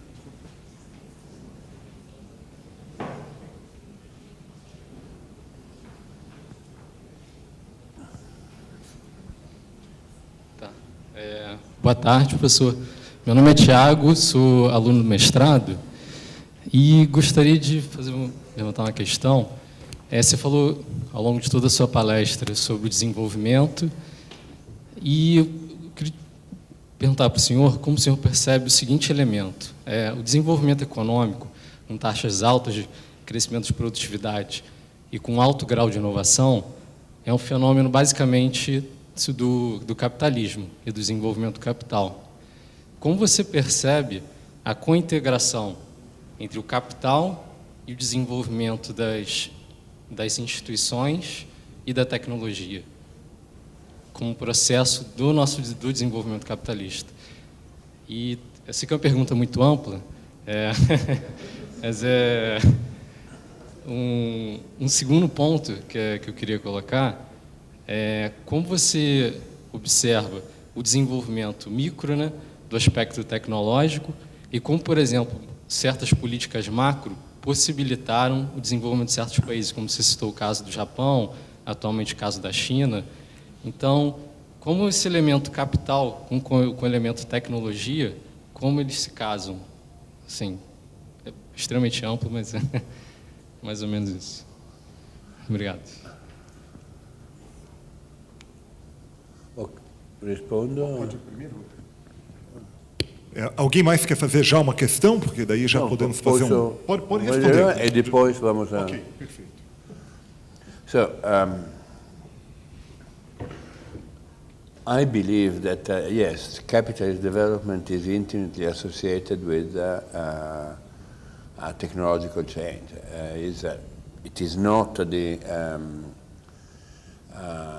not the only factor, but certainly it is a necessary condition and possibly the core driver. Marx was very clear about that. I mean, saying capitalism is the only system that has put technical change at the center of its own dynamics. Now, I think that the question was indirectly hinting at how do late-coming countries trigger the process? And this is a very difficult question. Certainly, as we claim in the book edited by Cimoli, myself, and Stiglitz, necessary condition for that are policies. you don't have any single example of late industrialization without an array of policies that affect what? First of all, they affect the accumulation of capabilities. But capabilities are not accumulated in the air. Capabilities are typically accumulated in organization, in firms. Policies nurture firms. And sometimes create them.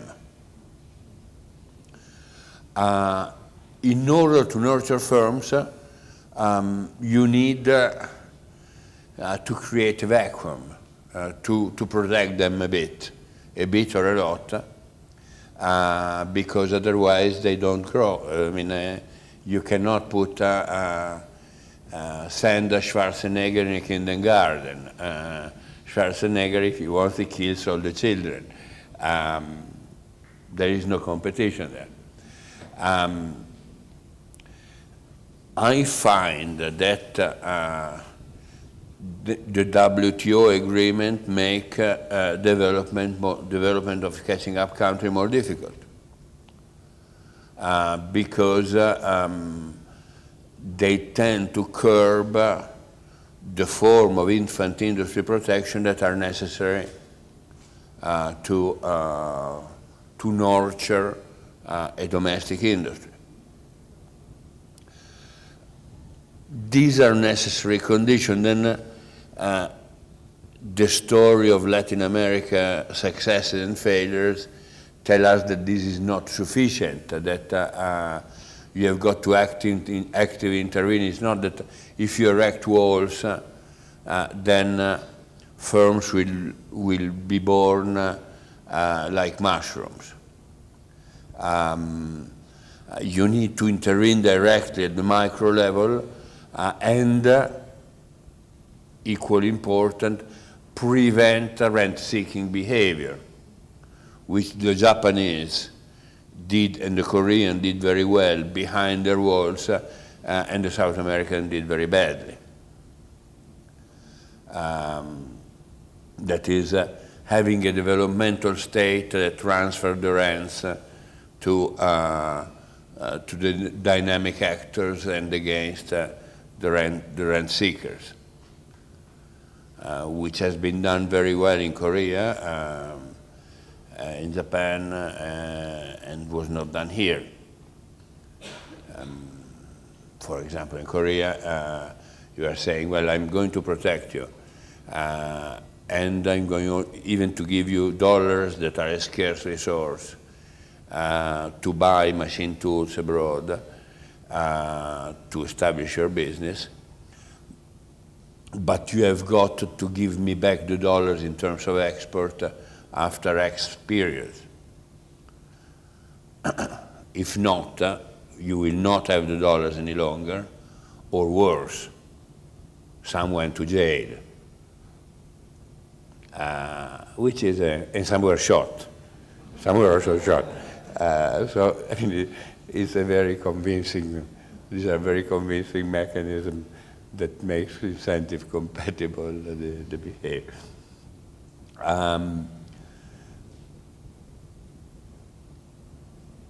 All the processes of development have occurred in an anti-intellectual property right mode. The catching up countries were violating intellectual property rights, beginning with the United States. The United States for 50 years did not recognize foreign patents.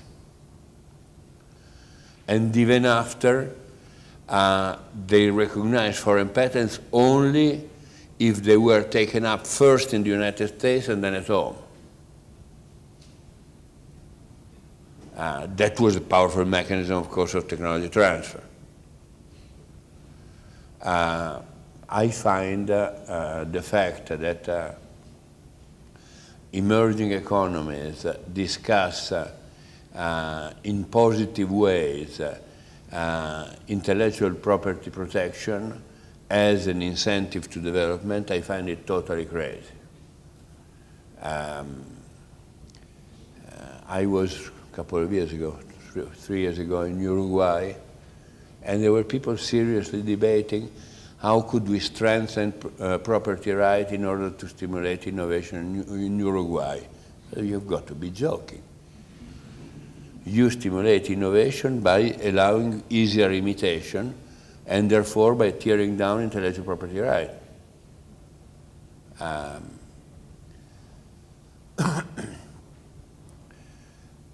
Avoid, well, there is another book on that. It is a Cimoli, Dosi, Stiglitz, and several others that is called Intellectual Property Right and Development. That came out a year ago or so. A suggestion that we give, we know that it's controversial, is avoid the natural resources curse. Natural resources are often a curse, a malediction. They are not a benefit, especially natural resources that are mineral and oil. They tend to be concentrated, associated with low domestic skills, high rent seeking, corruption, and subject to enormous international fluctuation in prices.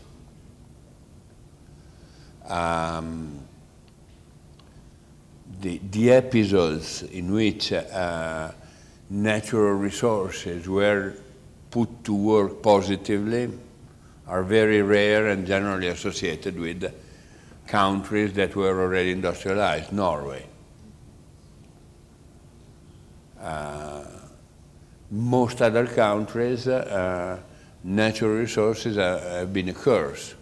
Even in Brazil, to my understanding, the boom in primary commodities has induced an early deindustrialization of the Brazilian economy.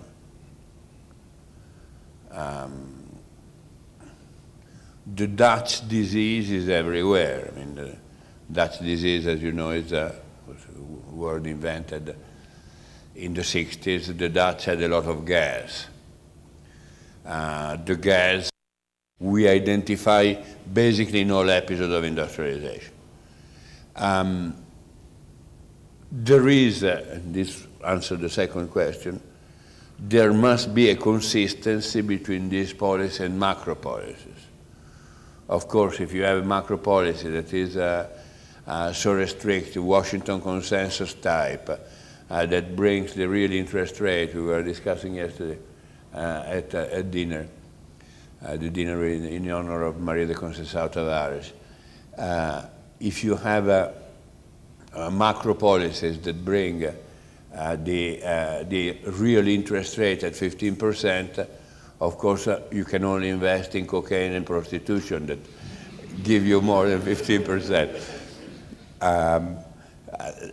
So you need a consistency between the macro that you have, and in fact, I mean, given the Argentinian policy for 30 years, no one would have survived, with very few exceptions, even in presence of industrial policy. And I know of one firm that survived, Tacit, but not many more in Argentina, given the policy since the late 70s, Martinez de Oz, all the way to Menem. And this is a recurrent issue in Latin America, because apparently there is a systematic inconsistency between the macro management and the industrial policy desiderata. To my understanding, that characterized also the Lula government and the Dilma government. Well, You're expert of Japan, of Brazil.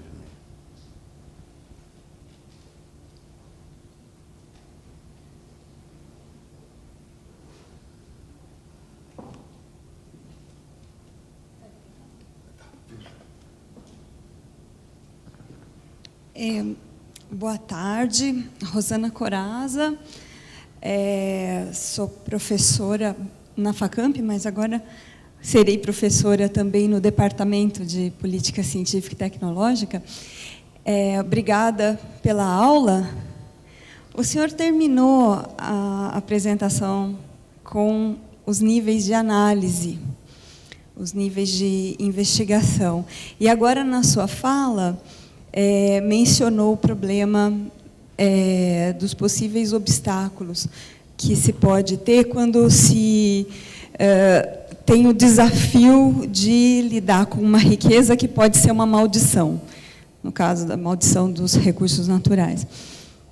E, bom, eu começo a perceber um interesse dos alunos, e meu próprio, de pensar em mudanças de longo prazo. Seria o quarto nível de análise que o senhor propõe.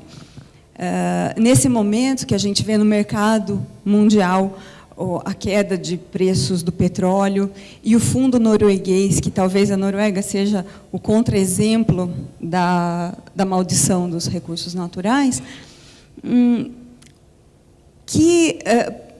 como o senhor sugeriria, que pistas o senhor daria para os jovens investigadores que quisessem se aventurar por esse nível 4?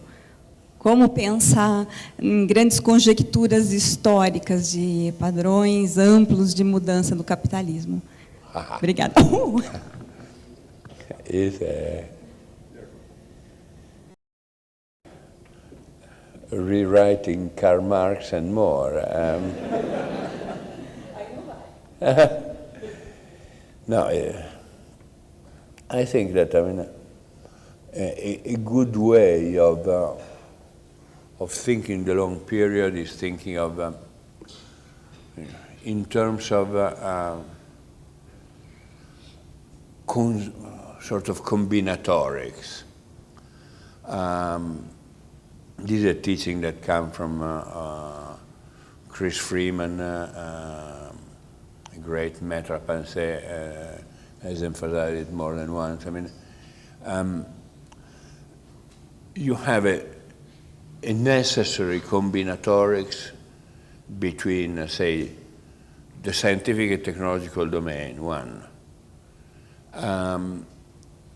the institutional, organizational domain,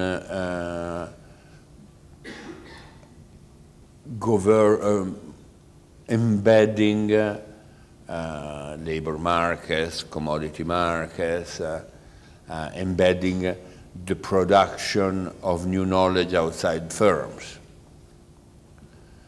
And third, you have got forms of political governance, the legal setup, and different phases of capitalism, or different variety of capitalism, embody different combination of these. I think some phases are clear. Say the Fordist form of capitalism with a good deal of knowledge generation outside of the business sector and associated with the major military space program in the US. What Mariana Mazzucato calls the big mission-oriented programs. And then you had production with organized labor, with wages linked to productivity, relative egalitarian income distribution, durable goods for mass consumption that were driving demand, and all kept together. And say, broadly speaking, social democratic policies, both at macro level. In the US, you would not call social democratic policies, but they were social democratic policies. New Deal. I mean, General Eisenhower was almost a socialist. I mean, when I go to the States to talk about the crisis, etc., my final mantra is, I ask them, but do you know that you had the communist president? People look at me and say, what? I say, yes, General Dwight Eisenhower. He had the marginal taxation of income at 92% and the taxation of profit at 62%. Long live Comrade Eisenhower. And people, in fact, I gave this speech once at the Navy, at the school of the US Navy, and I thought I was going to be killed. And everyone on the contrary liked it a lot. And that was a setup. Do we see other setups in the developed world? I don't see it. I don't see it. I see the need of, say, a sort of revamped Keynesianism, innovation-friendly, environment-friendly Keynesianism. In order to do that, we need to protect ourselves. We need to protect ourselves because the Chinese are not going to pay my pension. This for sure. And if someone believes that the Chinese workers that don't have the pension themselves will come to pay mine, they're out of their fucking mind. And this, I think, some protection would be good also for the Chinese workers, because China will at the end have to reflate internally. Chinese development is a monster because it's a continent that has an export-led industrialization. The US, when they industrialized, their export propensity was 4%. Chinese export propensity is 45 or something like that. So it's totally unviable. In fact, I believe that also countries like South American countries, especially of the size of Brazil, have to protect, in order to reindustrialize, have to protect themselves. Because Brazil is an extremely high-wage country compared to China. Even African countries are high-wage because unit labor costs are wages divided by productivity. African countries have typically wages that are, say, half of the Chinese one, but productivity that is 1/10 of the Chinese one. So they are a high-wage country. And in fact, the textile industry has disappeared in all Western Africa. I think that in the medium term, any development of other countries outside the Far East without some form of protection is really difficult to imagine. This has got to be associated with a political economy. You're right, who are the actors that do that? Certainly I know who are not: finance and the bankers. And finance and the bankers, on the contrary, have got an overwhelming power everywhere. If one does not curb significantly the power of finance, cut their wings, it's very difficult to imagine any sustained pattern of growth, neither in developed countries nor in emerging economies like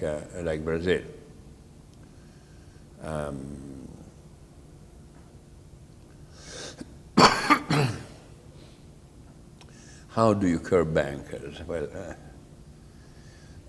an objective curbing would come by a Spanish or Italian default. I tend to advocate it. I mean, it's not, I don't call it default, because default is a bad word. Reprofiling of the debt. Reprofiling is like the old lady that goes to the surgeon, to the aesthetic surgeon. So reprofiling is nice. So I'm all for reprofiling of the reprofiling of a debt like the Italian one would induce a major shaking in the international financial system. Even the Spanish, I mean. In any case, I cannot think of a sustained process of international growth with these balances of power between finance and the real economy. I think it's a problem in Europe, it's a problem in Latin America, in Brazil, I mean, to levels that up till 30 years ago, I think was unimaginable. I mean, if someone told me 30 years ago that you had the revolving door between Wall Street and the Treasury, and the US Treasury, people coming back and forth, Rubin, the Rubinite, etc., I would have said, no, this is vulgar Marxism, is Lenin 101, this might apply to Nicaragua, but not to the United States. It applies to the United States.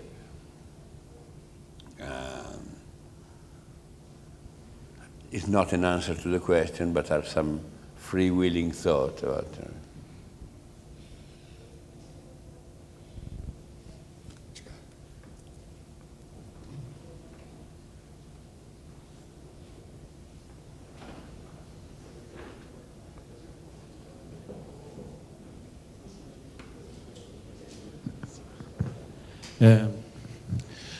A questão que eu queria te colocar é sobre um tema bem específico, que em parte da sua apresentação você tratou, mas muito rapidamente, que é sobre preços na teoria.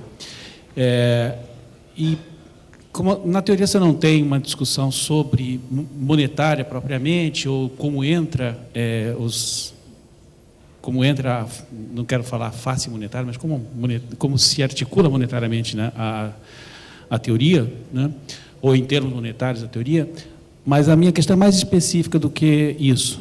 Quando a gente olha preços, e você pega preços ao longo do tempo, eles são muito melhor descritos como um passeio aleatório do que qualquer regularidade identificável no comportamento dos preços.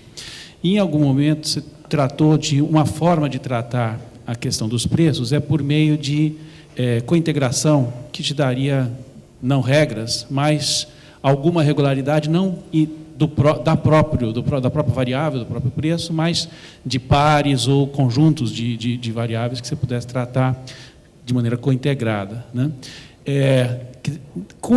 Tendo isso por referência, a minha pergunta é a seguinte: a hipótese clássica, em algum momento necessária, de markups e markups estáveis ou fixos, ela permanece como uma hipótese analítica válida, dado este conceito de interdependência, interrelacionalidade, novidades, e como é que você trata essa questão?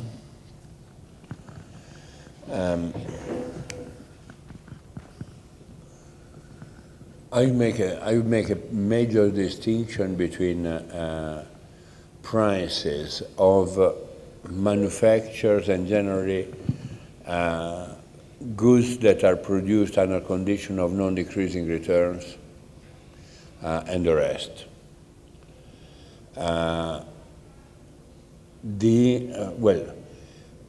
In manufacture and generally goods produced under non-decreasing returns, generally increasing returns, I think that the assumption of markup pricing on markup on the cost of production is still a reasonable one. And in fact, I mean, prices move in line with the productivity, basically, in industrial production. Primary commodity is different. Primary commodity is different. Are they a random walk or not? They have a long-term cyclical component inside. So they have some significant autocorrelation structure there. I'm not an expert of that, so there, I mean, to ask, do they co-move, for example, are they co-integrated? Say, all primary commodities, agricultural primary commodities, do they co-move? Seems to me that they do, that you're right. Again, I'm not an expert.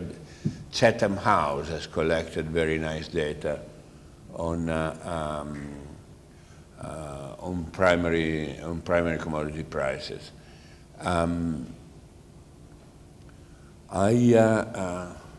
thing that I'm asking the question, but I don't know the answer, and I'd like to know more. What is the role of speculation in driving these prices? Which is also reflected in another question. What is the relation between the price, say, on the commodity exchange in Chicago and the actual price at which, say, firms buy copper or buy aluminium? This is something that I really don't know.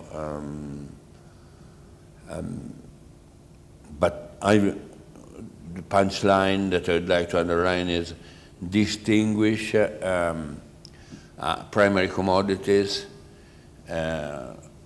and things that are reproducible in the short term under condition of non-decreasing returns.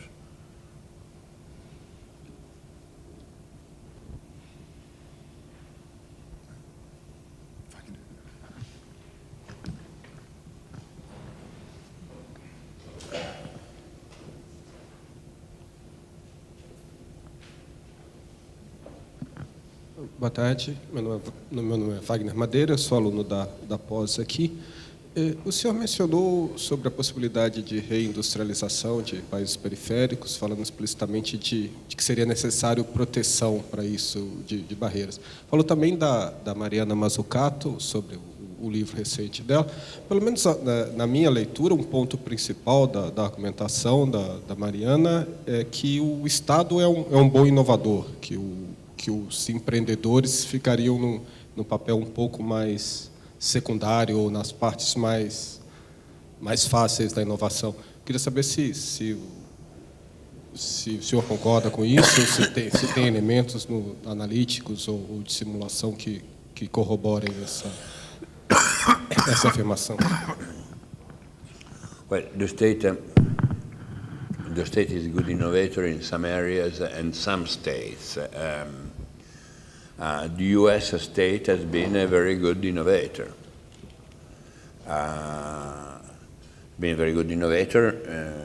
Especially in military aerospace, but with fallouts that went well beyond military and aerospace. This is not to mean that the U.S. government meant to say, I make the computer because the computer will change the life of the people, etc., etc. No, I make the computer because I need to make calculation for the bomb, etc., etc. Not now, there are other states that are bad, and I would not rely on them so much as innovators. I mean, as things stand now, for example, I mean, I find it difficult to apply Mariana recipe to Italy. The state is not such a great innovator. Used to be, mind you. The Italian state-owned enterprises were jewels of technological accumulation.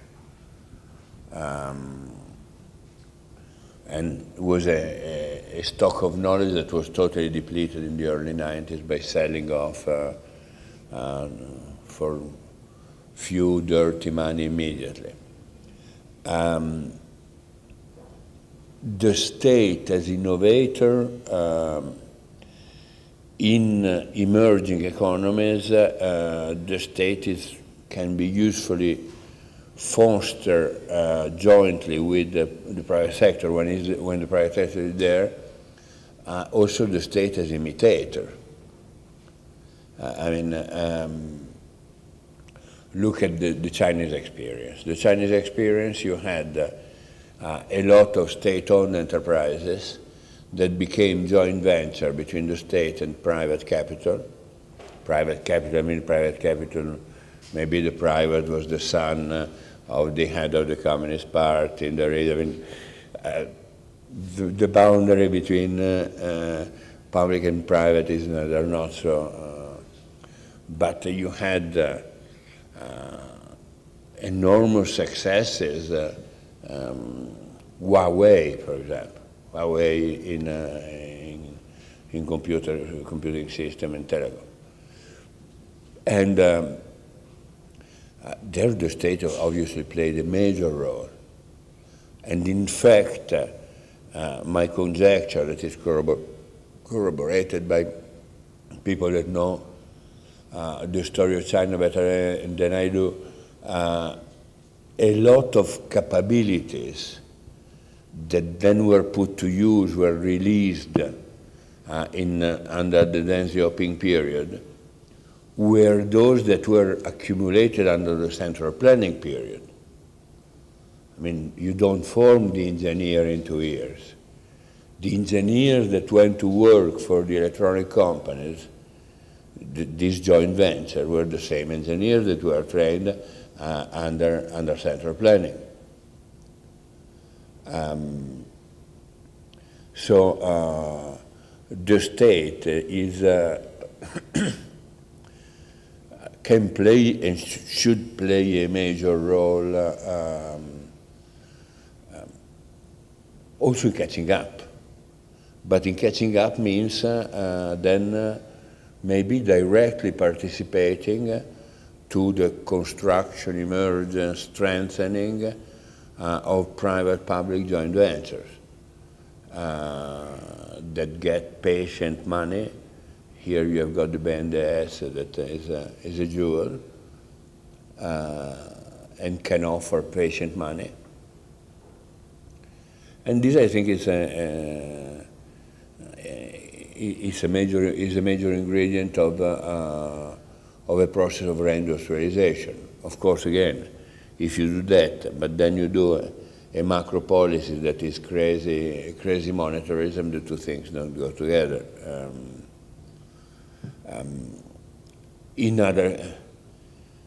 You need a part of the public administration that is competent and not to corrupt. BNDES, to my knowledge, is competent and not corrupt, and so can do that job. In countries like Italy, you'd have to reconstruct institutional bodies that do that, because you don't have any longer the technician, the capability that, for example, you had in state-owned enterprises and that were dissolved. In the US, you have and you continue to have it, and the US don't talk about industrial policy, but with their usual pragmatism, they practice industrial policy, and they do it a lot. They have a nanotechnology plan, they give money to photovoltaic, some with success, some with failure, but you cannot blame, I mean, in a certain business, you can say, you have put the money in that firm that failed. Yes, it's part of the innovation business. The US government supported Tesla, electrical cars, etc. They have, and they have the apparatus to do that. DARPA, but not only DARPA. DARPA, as you know, is the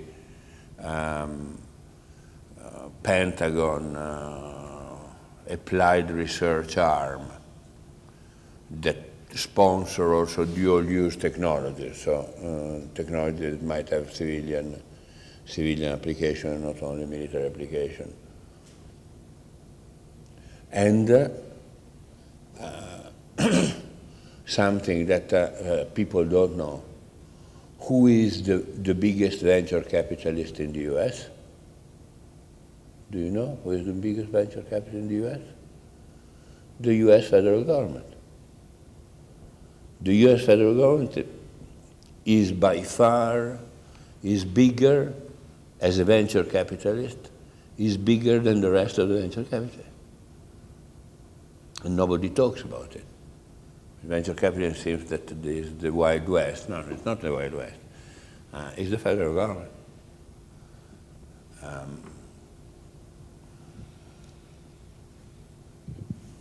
Mais questões?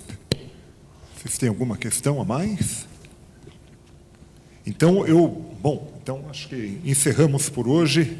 Agradeço muito a presença de vocês, agradeço demais a presença do professor Giovanni Dosi e continuamos então na quinta-feira.